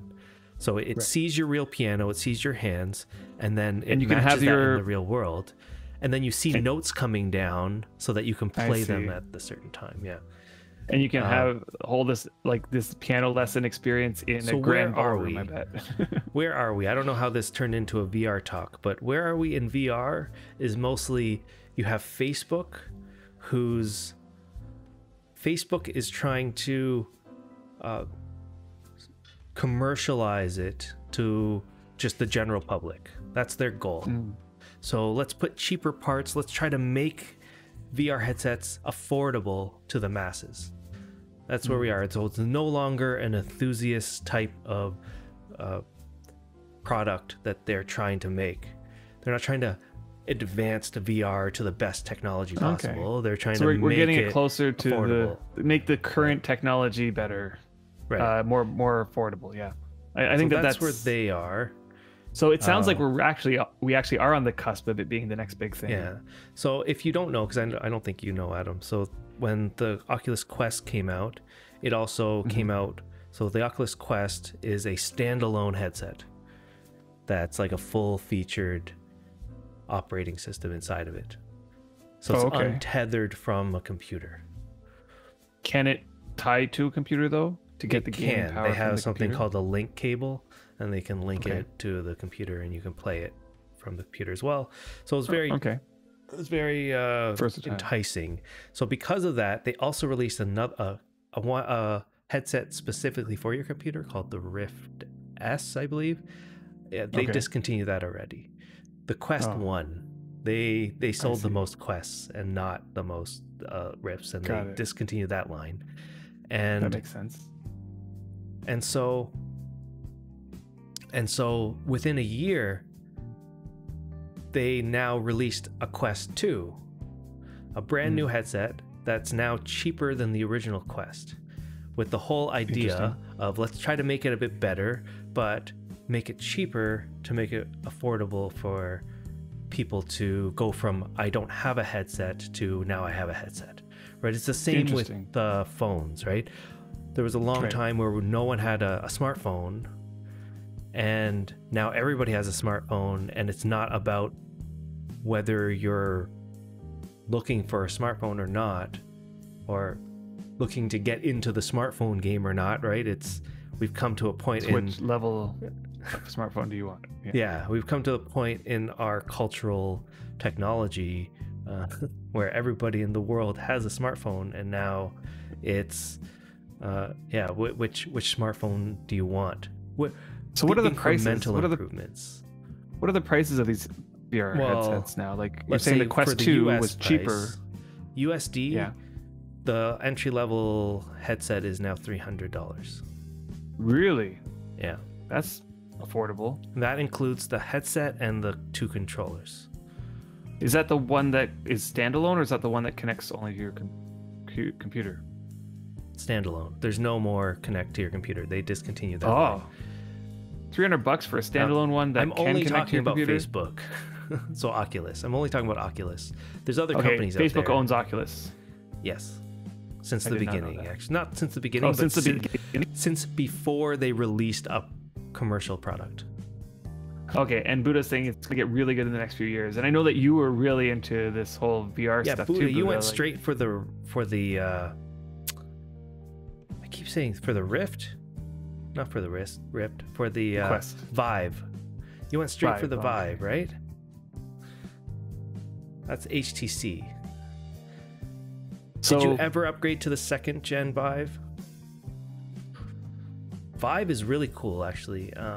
So Vive is more of an enthusiast headset, much more expensive, but has and specifically for your computer. okay. Same, and then Steam released their own. So Valve released their own headset as well, called the Valve Index. Right, I saw that. Which is also extremely expensive. Mm. And then, of course, Microsoft put in their 2 cents. So what they did was they released a set of standards for VR headsets, and then allowed companies to purchase or get those license of those standards and build their own headsets. And there was a line of mixed reality headsets. That's where I got mine. I went Right, and Drogos, this is where I want to go with this conversation, because I remember there was a time where, and Buddha, you were heading this up when you were up there. You had announced that you were looking into. That's the wrong word. It was announced. No, it was announced because I remember there being. It was one of the things that you were talking about. It was like a link that you could click in a news post that showed it in action. It was it was one of those hidden links. It was back when you guys were doing that, which I miss so much, by the way. Should be doing more of those hidden links, but there was a hidden link, you clicked it, and it was you playing Wurm in VR. And at that time I was like, that's so cool, I want to get a VR headset now. So I know that you might not know, but or aren't able to say, but is that like gone now? Like, is that off the table completely, VR? Now that you're not, and if it is completely off the table, when are you coming back? When are you going to develop Wurm again and get VR into this game? It's going straight for it, Buddha. So... Yeah, I'm going straight for it. I know what the answer is going to be, but I have to ask anyway.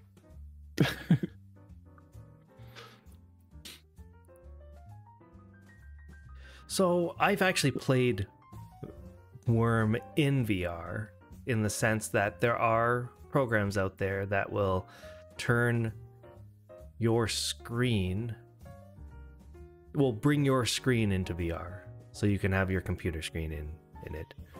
Oh, I see. Yeah. So you're in your VR environment, but there's your computer in front of you with the screen up. Sort of. Like, imagine you can just have a screen and you can make it any size you want in front of your face. Yeah, like I watched this guy, he basically reconstructed his bedroom in VR, right? So he had his couch, he had like every piece of furniture was there. And so he's in his VR and he's able to like go onto his couch and stuff like that. And like, but he's decorating it so that it looks amazing, right? Like putting posters up and making it look like you look at what it actually looks like. It actually doesn't look very good at all. It's like a kind of like a dumpy bedroom. But in his VR world, it's like amazing. He put his computer on a desk and it's like he can actually play his computer in the VR world by sitting at his desk looking at his screen in the VR where the screen actually is in real life. It's very weird. So you don't know what the plans are, but you doubt it's happening. That's, yeah, I know. This is like that teaser was kind of tiny proof of concept that we never followed up on. Yeah. Yeah. I'd love it if it got followed up on, though. That would be so cool. It would, if VR came to Wurm officially, definitely be investing in a VR headset for that. So Esham, how about ray tracing? I don't know much about how that would function, but I would assume that ray tracing would have to come, if it hasn't already, to some sort of part of whatever the engine that Wurm uses. So I don't know if we use OpenGL or something. OpenGL, yeah.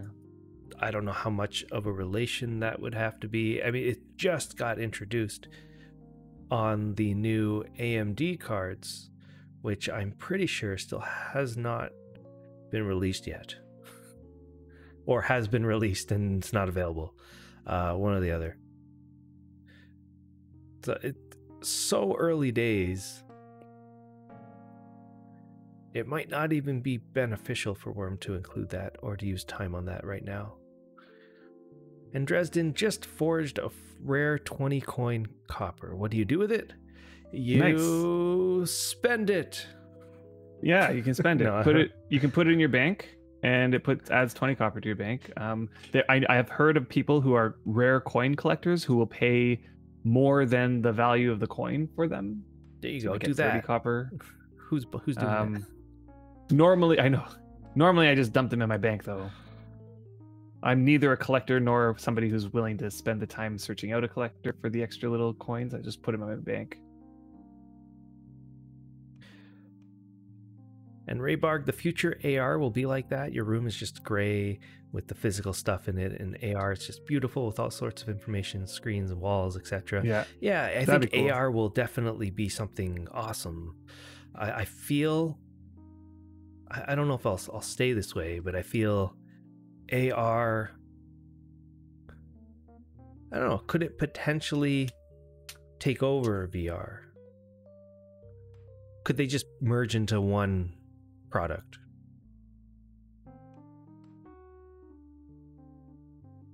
Right, I actually didn't know that you were putting on background music today. I know you were talking about it, but I didn't know which one you ended up deciding to go with. Similar stuff. And I can't hear. You mean jazzy? Like jazzy jazz. Okay. Google Glass. Will they ever make a second Google Glass? Oh, little person running by your webcam. Oh, grabbing the ukulele. He's gotten really into ukulele, by the way. Oh, really? That's interesting. And he's gotten to this point where he can figure out stuff on his own, which is awesome. Oh, Northlee's. So this song reminds you of another song.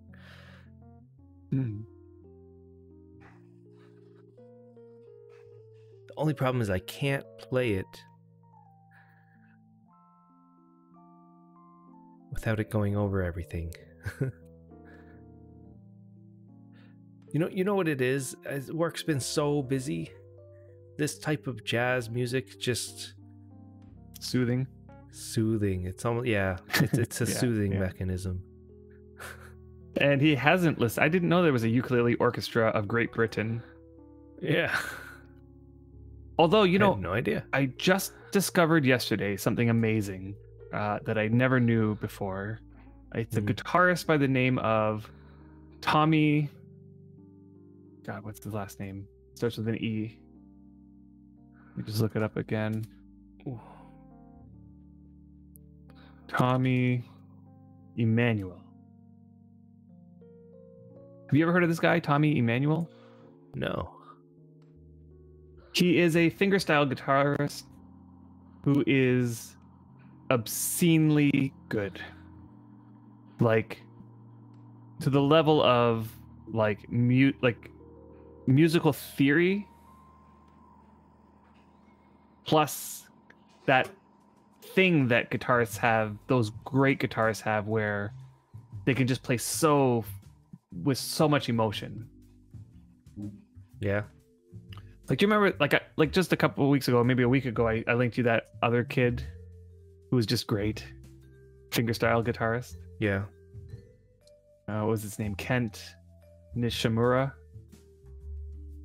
And Kent Nishimura, he's like a kid, like he might be 18 years old, and he just plays these amazing, amazing renditions of songs that you would know.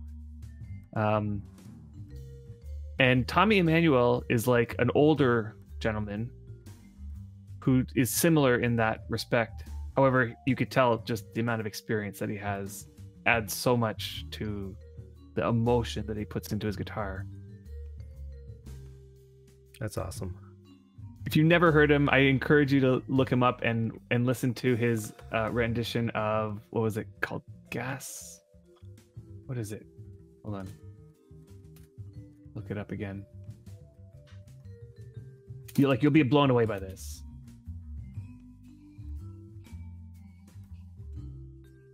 What is it called? Classical Gas. That's the song. Pretty sure I've heard that. Tommy song Emmanuel, Classical Gas. Yeah, you might have heard it before, but it's like, here, I'm gonna link a version that is more recent, because I think that the song's old. He's done many renditions of it, but this particular one, like, hold on, I'll share it in that one. Just, there's something about it that even at the highest level of musical theory, there's something going on there that's just super crazy. Yeah. Will you store those stone shards in a BSB or crates? I believe Cats has been collecting the stone shards and putting them into storage. I also believe that it does get to the point where it doesn't make so much sense to store every last shard, but I don't know whether or not Cats is willing to. I don't think we're at that point yet. You don't think we're at the point where we have too many stone shards? Not. Probably not. I know we don't have too many stone shards, but it wouldn't take long for me to get with the projects that we have planned. You've been storing them all so far? Okay. I think it takes a long time to get to that point where you have. Yeah, you might need them one day. You're right. Yeah, you're right, Buddha. You might need them one day, and I'm just thinking about where I know we got to on the old server, where I had. But it took a long time to get to that point.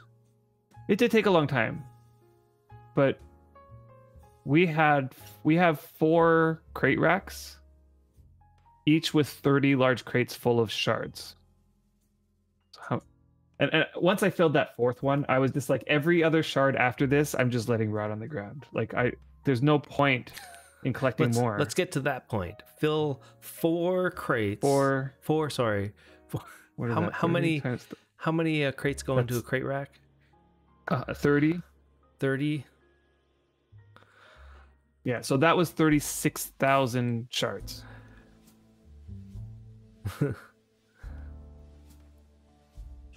You could sack them as long as their quality is decent, and for that you'd have to spend time sorting the quality. Yeah. Right? And hey, Soda Bubblies. How you doing? There was a time where I was sacking rock shards for deed bonus.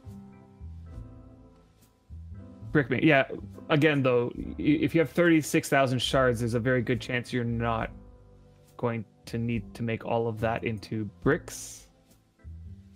I could be wrong. We have done worse. Castle, I believe, took approximately 90 to 100,000 bricks. Yeah, that is true. If you're going to build a castle the size of Autumn Twilight, we would need that many bricks plus more, or shards. Oh yeah, stacking shards is much better now. Interesting. Somebody was telling me bricks Oh, hey, Joe. Yeah. Somebody was telling me that bricks are good for sacking. So like, and I was thinking, maybe then what I should do is separate the shards so that we have like high quality bins of high quality shards. That way I can just like cut a brick, and that brick can be used to sacrifice for good favor. And they were talking about it being like a 70 quality brick gives you like 15 favor, which is, if that's true, I should do that, I think. Well, there you go. Actually, we don't know how many bricks was used in the castle. However, it's not going to be 90,000 bricks. I think it's going to be close to 90,000. It might be 10,000 if I had to guess. Maybe 20. That's my guess. In between 10 and 20,000. What are you? I didn't call it Adam Twilight. I called it Autumn Twilight. So now I wonder if it's just the sound of Adam's microphone, or if you're just thinking Northlease. If you're just thinking of. I should call it Adam Twilight. Okay, so that's 86 quality brick in an altar, and it would not provide much favor. Interesting. So that person wasn't telling me the truth. Possible. They did later, about an hour later, talk about how it's pottery bricks. But when they first were saying it, to me it sounded like they were talking about bricks. But anyway, I hadn't tested it yet. Yeah, you tested with a stone brick. That's interesting that it gives you nothing.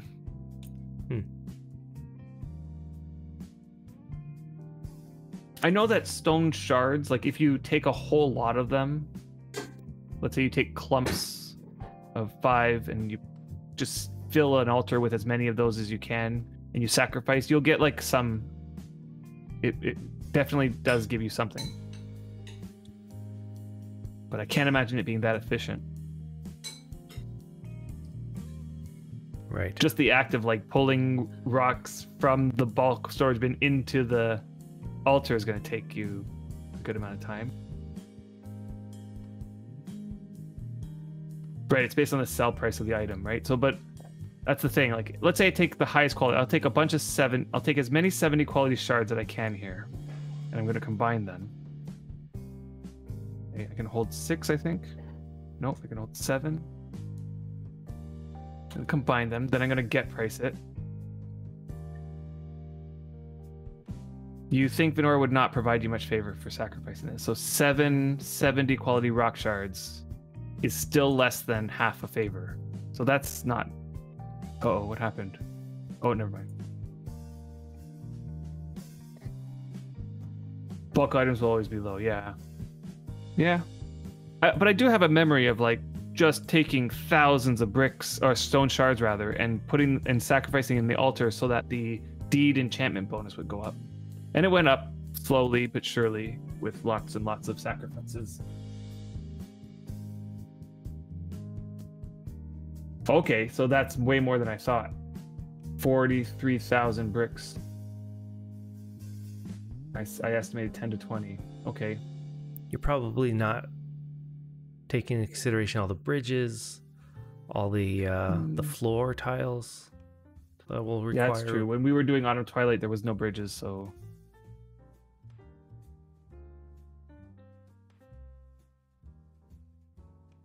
I mean, Autumn Twilight was a monster, though. It was like... Yeah, and this doesn't even include bridges, apparently. Yeah, it was 7 of the largest size buildings that you could make at 99 Carpentry. Wasn't really about the buildings, I would say. It's more like the internal walls. And then there's the internal walls, right? The internal walls was a lot. Because you built it up really high as well, really tall. Yeah. And filled it with hallways and building little rooms and nooks and stuff all over the place. And then there was the outer walls of the entire deed, right? Yeah. That we did not make walls, but the we made those 100,000 in that. Oh, really? Yeah. Because especially the ones that were wrapped around the port area. Those ones took a lot of bricks. I was only talking about just the castle. Oh, and Kath, those numbers don't include bridges. Okay, so it's going to be more than that. I assume that Probably would up the sandstone number. Yeah.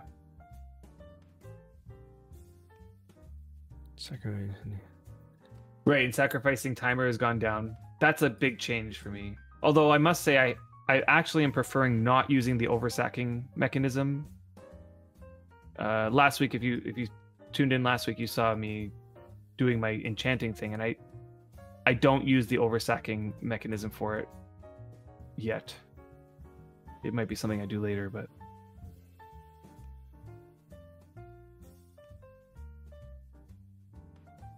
the sack timer lowering is definitely a big deal. Yeah, you love the oversacking mechanism to bits and pieces? Yeah. I would definitely love it if I was back on the old server, I think, where the amount of favor I have is in such abundance. But right now, I'm finding I don't have enough favor items. And so I'm trying to eke out every last ounce of favor I possibly can from every source I can. And one of the sources is when you have low favor, you regenerate favor quite fast. Like you can get 10 favor back in no time flat. And changes the game for you, that's for sure. Yeah. And I'm thinking like a single 10 favor item right now is so valuable to me. So I don't want to oversaturate. Yeah, much so more. One thing that I noticed, so now that my leatherworking is, in the 80s, so my leatherworking is now just reached 88. I can't get an item, like it takes me forever to get an item to get to 80, mostly because all of my tools have not kept up. So all of my tools are in the 50s or 60s. And so that dredged from 70 to 80 quality, even though my skill's like 88, takes forever. Right. Takes forever. And that'll get better as our skill gets higher to make more tools. It's the reason why is because leatherworking goes... I'm going to say it this way, that leatherworking, because of the leather not limiting your quality that you can go up to, has really allowed you to rise that skill faster than you would normally, right? Yeah. Because if you wanted to increase your carpentry to that rate, you would have had to also get your wood cutting up to that level as well. And that's what I'm finding with the blacksmithing. And so I'm gotten to the point where I can make 70 quality tools now, which is good. Which is awesome. Yeah, that'll But help in me. order to get it to 80, I'll need to get my mining first to 80. And then I'm going to have to grind my blacksmithing. So it's going to take a little bit of time before we get there. Yeah, I gotta start working on other things like masonry and carpentry soon. Yep. But as you know, like for the masonry, what's good is that that'll go along with my mining. So now that I can get 70 quality ore, you can push your skill up to 70-ish. That's right. Yeah. In masonry. Bergen, you may have to give leatherworking a go. Yeah. I mean, you need to have a steady supply of leather, and then you need to be able to make lye. I think that's always been the problem when starting out first. I think it's a lot easier these days, though. Yeah. Now that you can get ash from cleaning out your forge. Yeah. And good quality ash, too. Right? Like, you make a campfire. Not bad, yeah.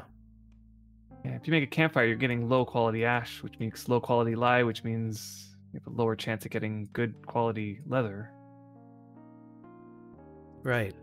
Now, one thing that I haven't told you, although I might have told you already, I created a second rare tool belt. Oh, yeah, you did mention this, yes. Yeah, so let me trade that to you. Awesome. I emptied up to 80. Ooh. Emptied to 80. Nice.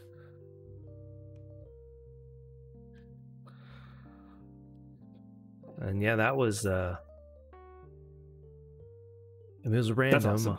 but it was awesome to see that turn rare all of a sudden. So I feel like our plan should be to sell it so that we can get money for our upkeep. Do we need money for upkeep? We do, don't we? We probably have money that'll last We us have 2 for a while. deeds. Now, there's the other thing that I was thinking of, and it's something that we might be able to do now. I don't know, or whether we decide to do it or not. But for the Black Friday sale, we put a year premium on each of our tunes, and that allowed us to get those marks. But what we were debating was whether or not we should get coin as well. Mm-hmm. Good question. How much would this sell for? I don't know. This was your second one that you made, and the first one that you made, I sold it probably for less money than I could have probably gotten, but it sold right away. So I think I got, was it 7 or 8 silver? I can't remember for it the first time. Anyway, like, what are your thoughts? Like, do we take advantage of this sale and buy some silver? Or the other option is just not buy silver and continually try to make silver, like with things like this. Or both. We could do both as well. I don't mind either way. I mean, I don't think that we are in a state where we absolutely need silver right now, although I don't really know how much those 2 deeds are draining. They're not draining all that much because we made them really small. I think together it's approximately 2.3 silver a month for both deeds. Okay. Wouldn't hurt to buy up some silver to have some on hand, but focus on earning it as well. I mean, yeah, it's hard. It's a hard decision because, like, what I really liked about the purchase of premium was that it came along with those loyalty marks, which I am a really big fan of, because it does offer a good reward for putting money into the game. But with silver purchases, you get very little marks, right? Like, I think it was something like buying a year's premium gave us each, what was it? I think it's let me just do a calculation here. It was 4,500 marks per month. That's for 12 months. So we got 60,000 marks each for buying a year premium. 60,000 marks. If we went ahead and bought 100 silver right now, so each silver gives you 20 marks. So 100 silver would give us 2,000 more marks. Well, here's so the thing. 60,000 marks, 2,000 more marks. You used to salivate, you used to love being in the economy, earning silver within the economy. If you still feel that way, if you still feel like that's what you want to do in this game, then, focus on that. We don't really need... The problem so there's 2 things I want to say here, because for Buddha, you're saying that seems like a weird balance, and it does seem like a weird balance. Although I figured out why that balance makes sense. And the reason is because those silvers can be used to buy a lot of the things that the marks can buy. So I think what they're thinking is, like, if they give rewards on silvers, people would use those silver, like, it's like you're doubling up, right? Like, you're getting silver plus you're getting marks. I don't know. Anyway, that's my thinking about why it might be the case. Because you can go to a trader and get a large magic chest for 40 silver or whatever it is.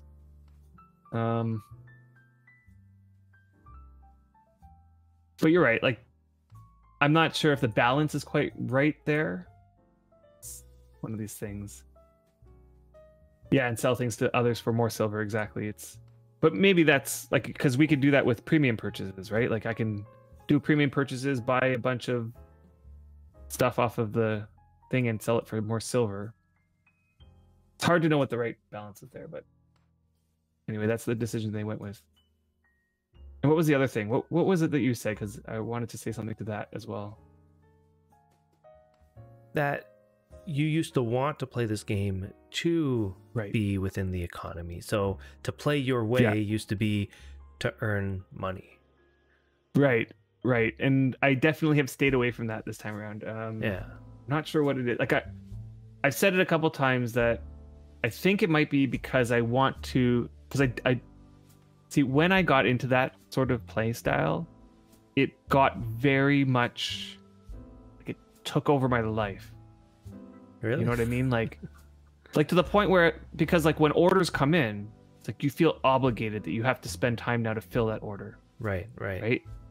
And then next thing you know, like another order comes in, another order, and then you have to turn away people because you don't feel like you have enough time. And even the orders that you have are like more time, will take more time than you feel like you have, and it's like gets overwhelming. And but can't you do it differently?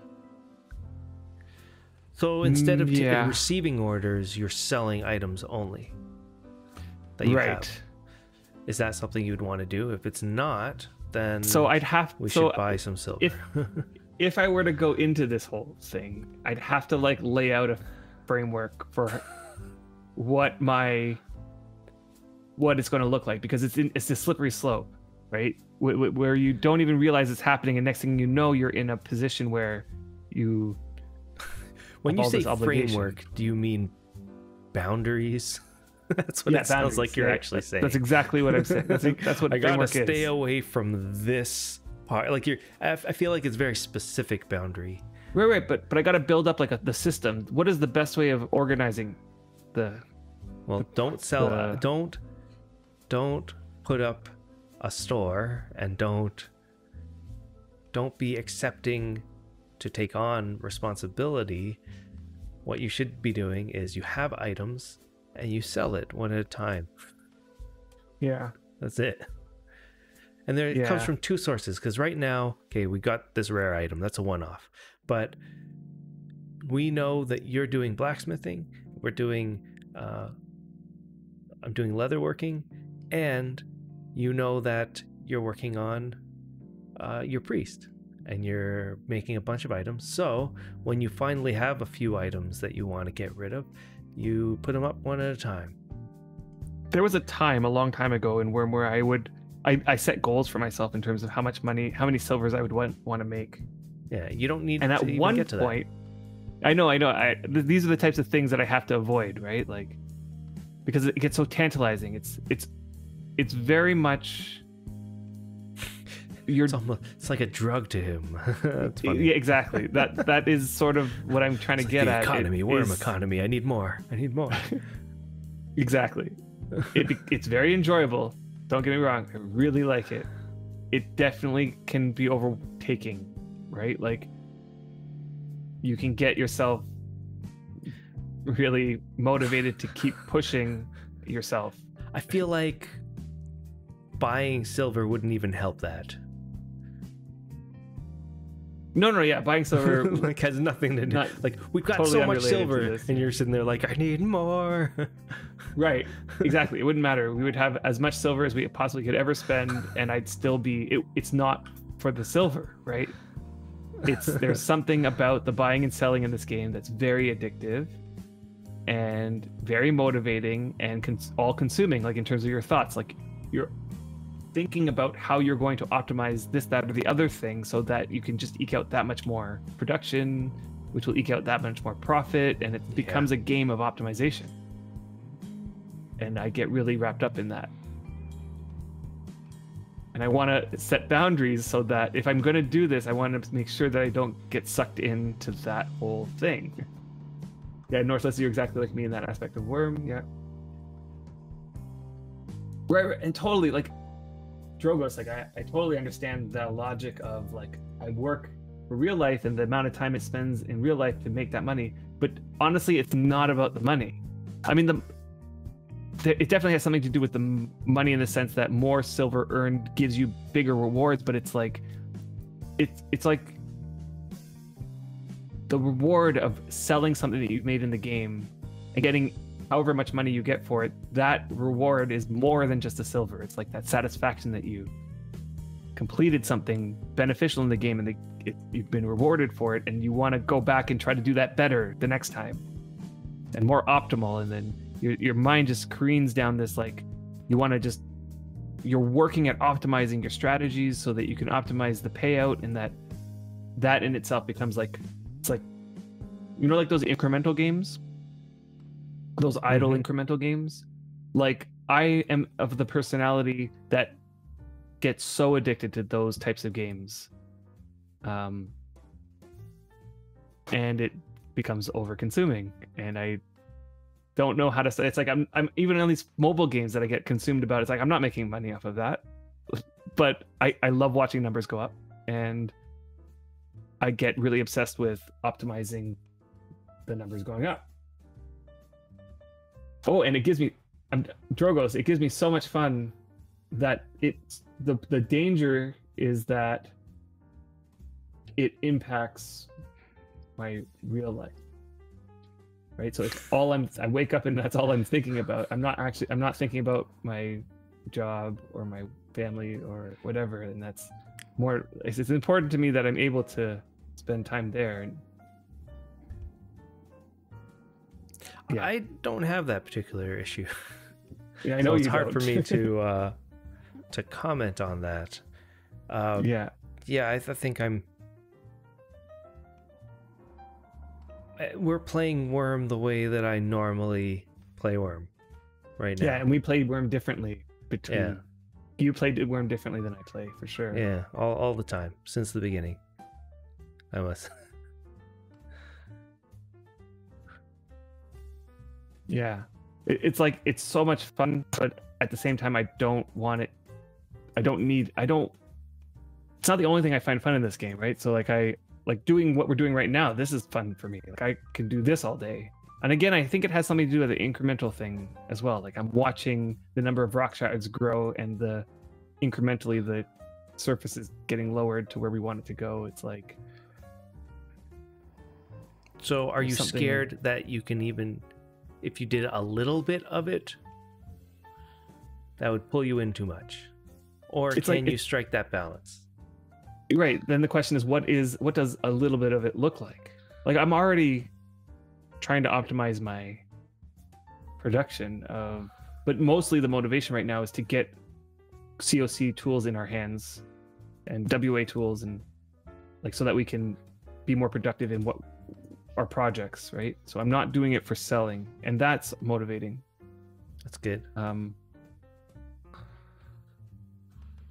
Yeah, a bit of math logics, nerd love. Yeah, that might be it. Whoops, we went one too many. Yeah. But like, I have an obsession with reading the trade chat sometimes. So I'll read that trade chat, very, very, like, you know, just keeping an eye on it. I have it open right now, actually, which is kind of funny. And I know, like, you probably never have that tab open. No, I would love to close that. Yeah, actually, I already did. I already did. I don't have it open. Yeah, you don't have it open. Whereas I have it open. I'm watching it and reading it and seeing what people are wanting to buy and wanting to sell, and I'm looking at prices and keeping track and tabs on the value of things. Like, that part of the game I enjoy. Like, that's just part of the game for me. Even though I'm not really in the market for things. See, that's right now. You're in Adam's head. Yeah. In my head, I'm thinking about, what could we do next? What kind of event could we hold now that the chess match is done? Right. Which I guess you guys can think, whose idea was the chess match? Yeah. What ideas could we do next that we would want to do? So here's one thing that's interesting. That we can invite the community into, for everybody to come and participate in. And that's right. And Joe's bringing up what I was going to bring up, is that with the new servers and lots of population, and we're getting to that point where people are getting geared up for running events, you know, like the new players have gotten their deeds done, and they're all like looking at what's the next thing, and we're seeing some newer players running events now, which is great. So there's a horse race today. We aren't probably going to it. I wish we could. It's not at the right time for us. If it was this morning, like imagine they announced it and they said the horse race is going to be at 11 a.m. our time. I bet you we would have gotten on our boat and went right for it. But yeah, we totally would have. It's just not at the right time for us. And then I know that Zulatek, he's running an event. What does they call it? A white elephant event for Christmas? Yeah. You know, like that event where you bring a gift. Yeah. And everybody puts their gift in a pot, and they play a game where the first person gets to pick one of the gifts. They unwrap it, see what it is. Then the next person can choose to pick a present from the pot, or they can choose to steal the present the first person picked. And if the present gets stolen, then the first person gets to pick from the pot, and then it repeats. So he's running one of those events, which I think is very creative and very fun. So yeah, now it comes up like we definitely wanted to run events continually throughout this, you know, like not just hold one event, but just keep ramping up and making more and more events as we went along the way. But yeah, we did have ideas though, didn't we? Yeah, so one idea is that we're gonna like going for that horse race. We actually had a race in mind. What was the race called? It was like the whole big marathon thing. Triathlon, marathon, yeah. Right? Yeah. So there would be a combination of horse racing, maybe running, as well as boating, swimming, all that stuff all together. So that's one idea. Yeah. I participated in one of those on Valiant's server, Mystic Highlands. It's a Wurm Unlimited server, and he held one of these things. It was great fun. Super great fun. And it was more fun because I won it all. That was a lot of fun. Yeah, so that's what I was going to lean towards, something like that. Get a bunch of people together and and hold the race. You have also mentioned more than once about potentially making a labyrinth on the new servers. Yeah, so I thought hard about that and what that would look like. Yeah. That'd be pretty cool. Yeah, I totally agree. Although we would probably want to think about how to make that more manageable than the last one. Something a bit smaller. Yeah. Maybe a bit smaller. The dirt level being less will make a difference. You know what would really motivate me? So the way that I envisioned this new one was that there would be a central focus right in the middle of the labyrinth. And it'd be higher than the rest of the labyrinth, and it would show some sort of item that's never been seen before. So an item on there, and the goal in the story would be that you need to make it to that item. And in the end, you would instead of it being, get it. So it would be like like the labyrinth is going around, like you come in from the outside and you're trying to go towards the inside. Yeah. Now the only problem I see with that logistically is once they finish, they're in the center of the labyrinth. Correct. So it would have to have a couple things. One, I would have to somehow get buy-in for the devs to create an item for people again. There's like a second item. And then so like you would get it as a prize, right? And you would put it in your house and stuff. And then the second one would have to be a buy-in to allow teleportation. Right. Like similar to it's no different than the labyrinth that we have on that's on Xanadu. Those two things came together that time, and they're still in that labyrinth, and you can get your special crystal ball / and there's a teleportation. Right. Yeah, they could actually allow us to use that crystal ball on this server. That is true. then they would have to, the only problem then they would have to keep in mind that there would be two ways for people to get, you would be able to get two of those items, right? When if they ever decide to connect the servers. Yeah. Right. I don't know if they care. I don't know their thoughts on that. Yeah. But yeah, that if I had buy-in for that from the devs, that would probably motivate me a bit more. Right, because you don't want to put in all this effort into some concept that you know wouldn't work unless the devs did something like this. Because there's this whole concept in my mind on how it's going to be created, knowing logically I can't actually do that. Yeah, if they didn't do a teleport from the center, I can't imagine how we would set it up. Because you would want the mine system. It's true. Change the color of the ball. That would do it. That would do it. Yeah. I wonder if there's any plans to graphically make glass-looking items. Yeah, I wouldn't need that. If they change the color of the crystal ball to something else like blue or red or something, I would probably want red. But the problem with bridges is that they can't go over mine openings, and they can't cross. Right, and you have to imagine that we're going to probably, if we're going to construct something like this, we're going to have bridges and mine openings everywhere, just crisscrossing in all directions. Not crisscrossing, but as intricate as we can. So probably not going to have a bridge going out very easily. I think, yeah. So the whole story around this whole thing is that it would become your adventure. Right, it's your adventure to try to get that item, not in the previous labyrinth. It's like it was your adventure, but you were doing it for someone else.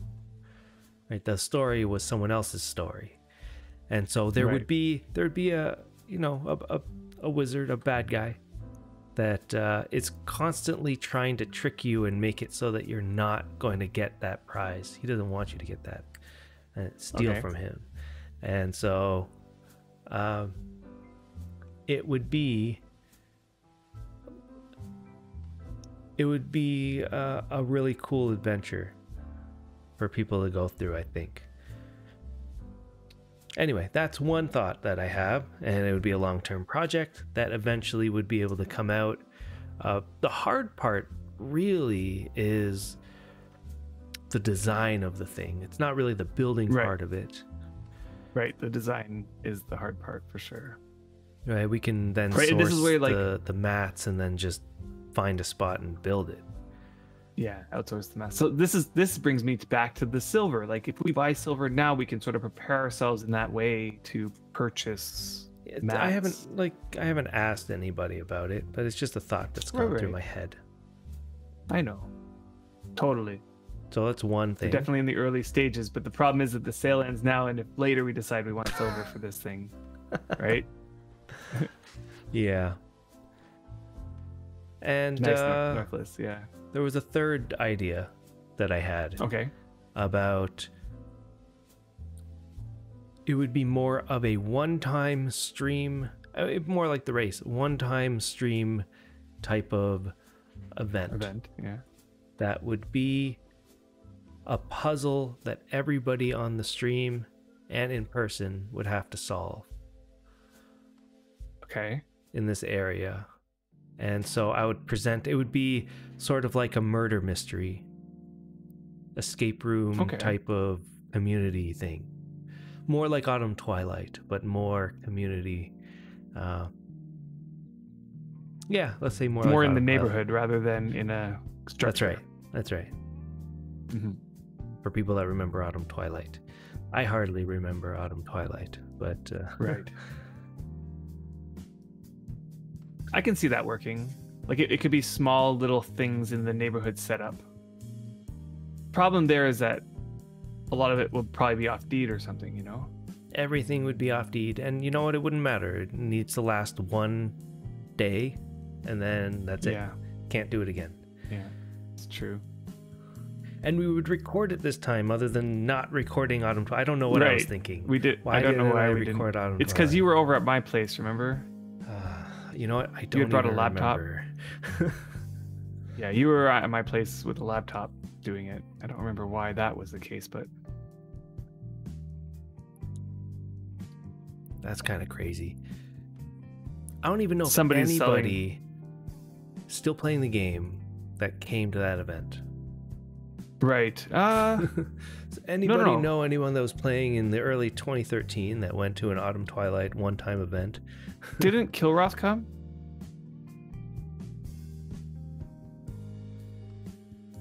Hey, thanks for the No. follow. Yeah. Kilroth didn't come? No. It wasn't. I don't think Kilroth because made it we to the didn't actual know event, but Kilroth yet, didn't we? fine. Yeah, we this is where we met him. Oh, we did. Okay. I think it was Final Wolf Black, who was part of that alliance. Definitely was there. Okay. Now, whether or not Final Wolf Black still plays, I don't know that. There was about 30 people. I'm guessing something like that. Yeah, 20 to 30 something. 20 like to this. 30. And it was really cool watching them solve this gigantic, Yeah. like 10 things. And I remember puzzle. everybody saying how much fun they were having. Like, it felt like a collaborative escape room sort of experience, and everybody That's exactly was like what it was. so into it. It was a lot of fun to watch. Somebody is selling Goblin Leader blood and Forest Giant blood for 3 silver and 2 silver respectively. Now, these items on these new servers, This is you Are- opening that. well, I mean, we know that these items are not, they don't work on the new servers yet. We've been given word from the devs that they are rebalancing them.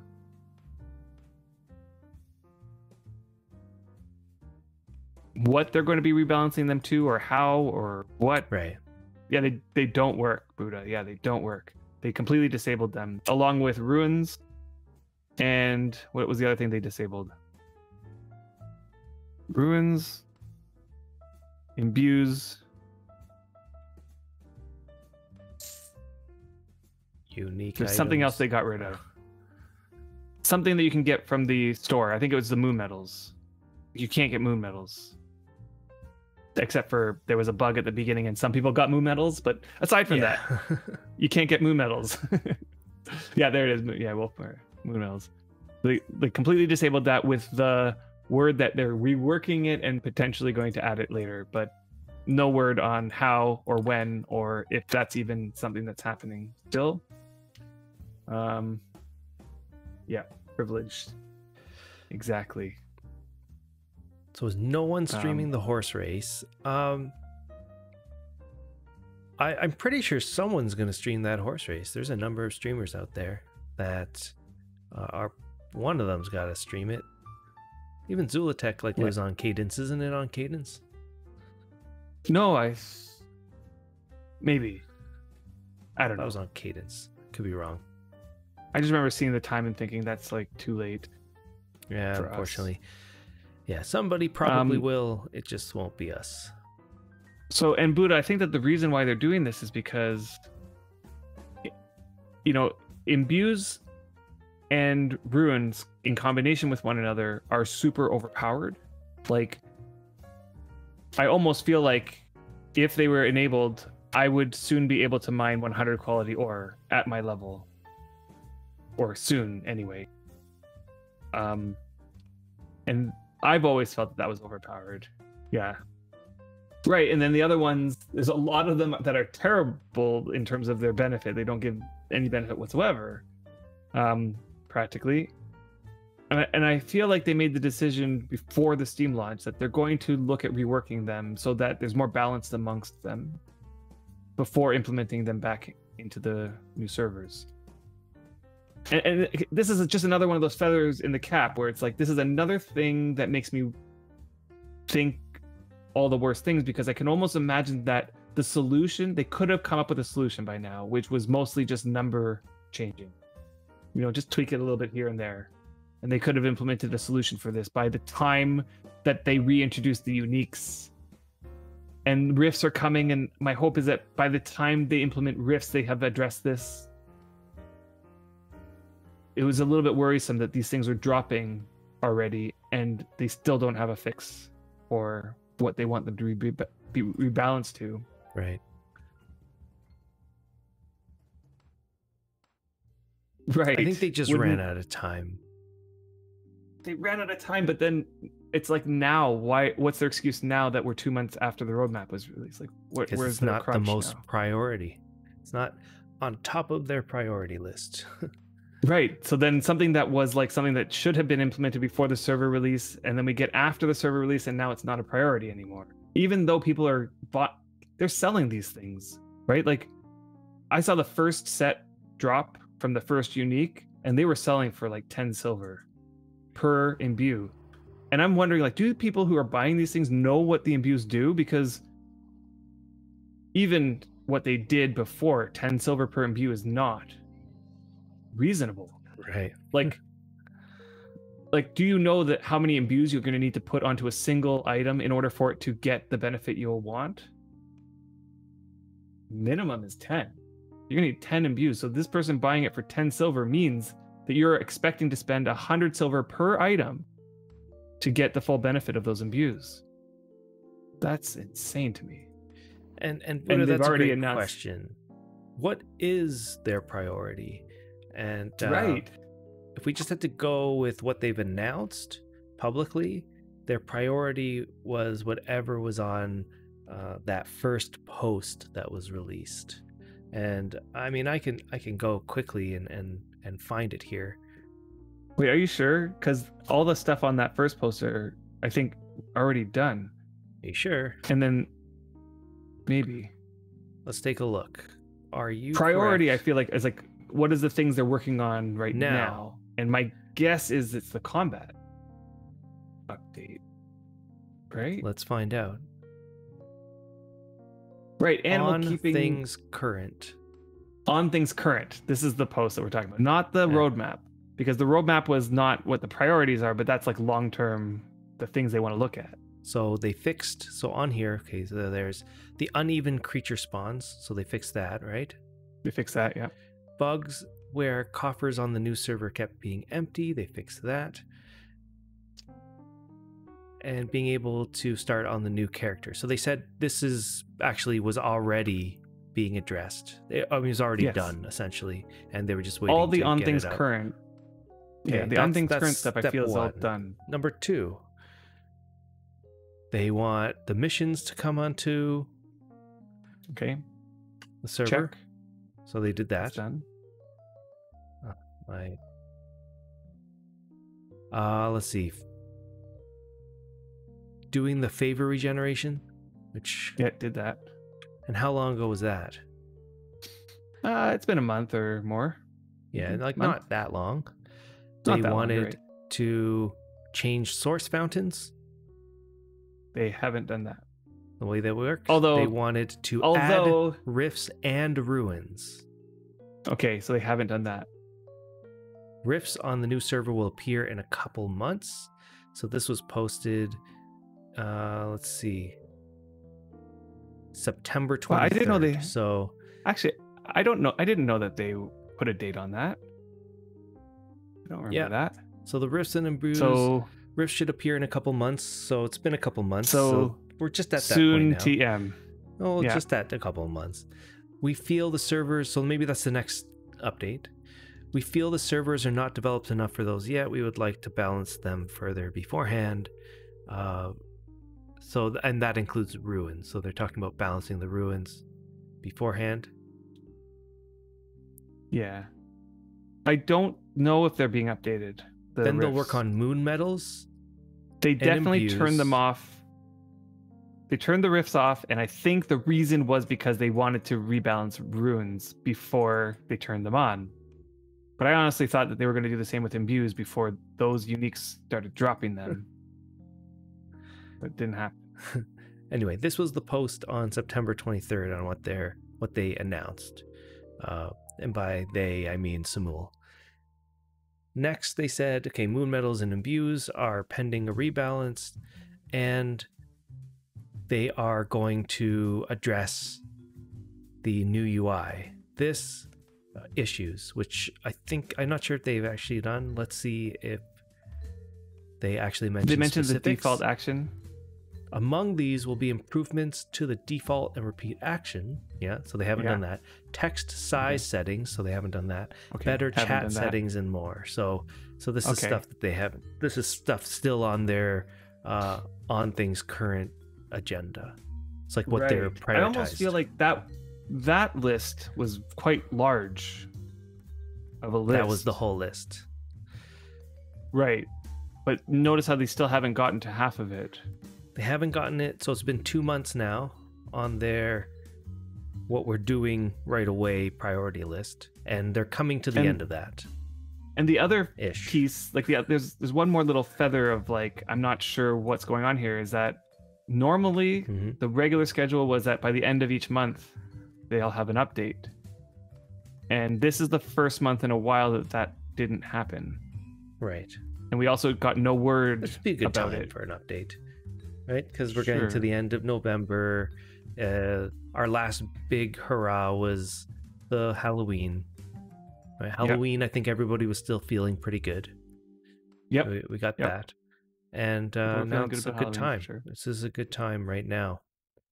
Coming to the end of November, getting to the end of this list, whether either for the UI updates or for the Rift stuff coming to the game. This would be a great time for them to explain either of those things. Yeah. Right? Retro even does. If they're not coming. Retro's streaming on his personal stream regularly. It's not Wurm content, but he does a lot of streaming nowadays. And in terms of the official Wurm Online streams, I'm feeling like each time I've tuned into them, it's been a lot of like no news. So like he'll turn on the stream. About the news though. There'll be no information about the Wurm development at all. It'll just be like hanging out playing Wurm. And any question related to any news, it's usually deflected or just there's no news on that. I can't share any information. I don't have any information to share. So I feel like it's a community stream. Know. That's what it is. Community stream, yeah. Whereas I think a lot of people go into that thinking it's a development stream. Yeah, and that's just a mistake on the people's perception of it. Yeah, because it never was meant to be a developer stream. Yeah. Now, he had some good plans. He was mentioning some stuff that he wanted to do for specifically with regards to the Valray Entertainment Network and his stream. Not sure where he is with that development, but I mean, if that comes to fruition, definitely look forward. There's going to be a lot of participation amongst different streamers, all kind of coming together. It sounds like it has the potential for being something fun. Yeah, we've been invited to join in on the fun, but I haven't heard any news about it for a bit. And Takrin, thank you for the raid. Yeah, thanks for the raid. And although for the fear 7 people, we are coming to the end, but thank you so much for that raid. We are getting late. I know we started late, so we went kind of actually past some of the time that seems comfortable to Adam, but it was almost like you had to just stay for a bit longer. To make up for us. Taiki Vetre, how you doing? And everybody else, what we've been doing today is we've been looking or doing a lot of work at the Shimmering Citadel project that we're working on. Is that the official name? Thank you so much for the follow. Yeah, thanks for the follow. DJ Raf or Rafe. And we've been surface mining this place down. eventually these 5 tiles here, I think we're at the edge of the 5 tiles, all the way to there, need to go down to water, all the way across, all the way to water, to the other side. Shimmering Sand Citadel. There you go. Thanks, guys. That's it. Yeah, and then also it's going to be a crisscross of a canal. So yep, you have to surface mine all this down and then go the other way.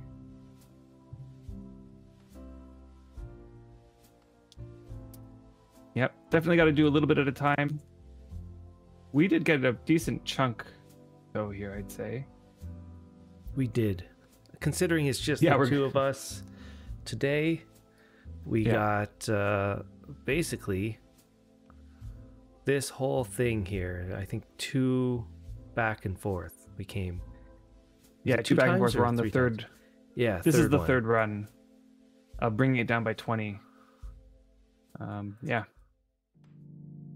doing pretty good. So, yeah, thanks for raiding, but I think we're gonna wind things down and let's start figuring out who we should raid.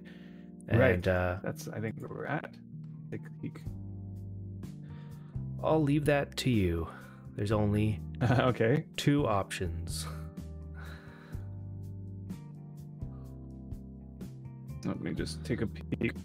Whoops. Yeah, so definitely stick around and at least for the raid, stick around. Give some love to this whoever we choose. So we have Bun, who's part of the Valray Entertainment Network. And there's also Wormaholic, who is a newer player. I don't know if I've ever watched Wormaholic before. Yeah, spend like 30 seconds, see if they're around. Well, let me just peek on my wings. I think Wormaholic would be very shocked and surprised. They have 1 viewer right now. And it's always good to choose a person that we've never rated before, especially a new player, that we can give them some guidance and show them why they should stick around. You know? So I wonder if we should raid Bun to show our support to a fellow Ben Network member. We do. Although I feel like we did that last week. We did do that last week too, and that's okay. I'll leave it up to you to decide. A new player who we can potentially groom and show them why they should stick around. I don't really know. And this all depends on whether this player is actually playing right now or if they're silent. Are you watching the stream? Yeah, they're playing. I did tune in for a little bit. They were playing, though they weren't chatting. So maybe if we do raid this Wormaholic, we can get him chatting away. So yeah, let's do it. But if Bun is definitely another streamer that is extremely entertaining, and if the new player person is not suiting your viewing needs, then go give Bun a follow and definitely will be a good experience. So yeah. Oh yeah, you're 3 months in yourself. Yeah, that's. I mean, what I would give to. Hey Zulitech, what I would give to, how people say like they wish that they could erase their memory so they can go watch Star Wars again. I feel the same way about Wurm. That's funny. And Zulitech, you're not streaming. Otherwise, you'd be in the running for us passing the torch off to you. Although I think we're gonna go with Wormaholic, right? Because we gotta get going. Let's go with Wormaholic. We gotta get going. Thank you everyone for coming, hanging out with us for a few hours today. I guess 4.5 hours today. You're not a good streamer, Wormaholic. So you don't want... Are you telling us you don't want us to raid you? Is that what you're saying? And you're streaming. Why are you over here on our...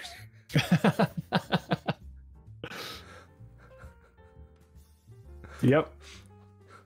Exactly. Trial by fire. And thanks for the follow. You must entertain us if we come over there. Yep. We're doing it. We're doing it. Here we come, Wormaholic. Time to entertain all of us. Here we go. Thank you, everyone. Thank you, everyone. We'll see you guys next week. Take care. Yep. See you.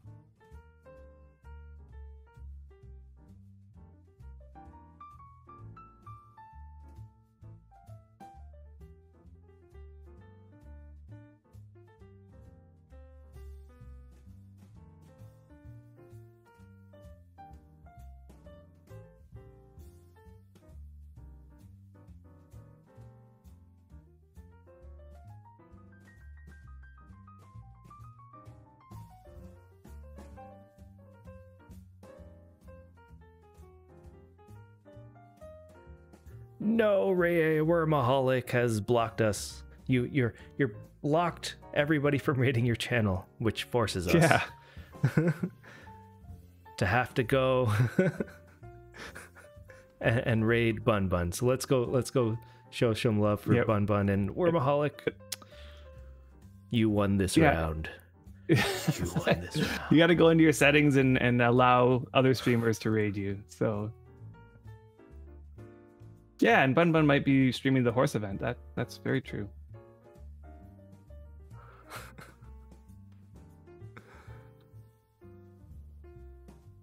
Try one more time. Yeah. All right. Bun Bun it is. Let's go show her some love. We'll see you guys soon. Take care.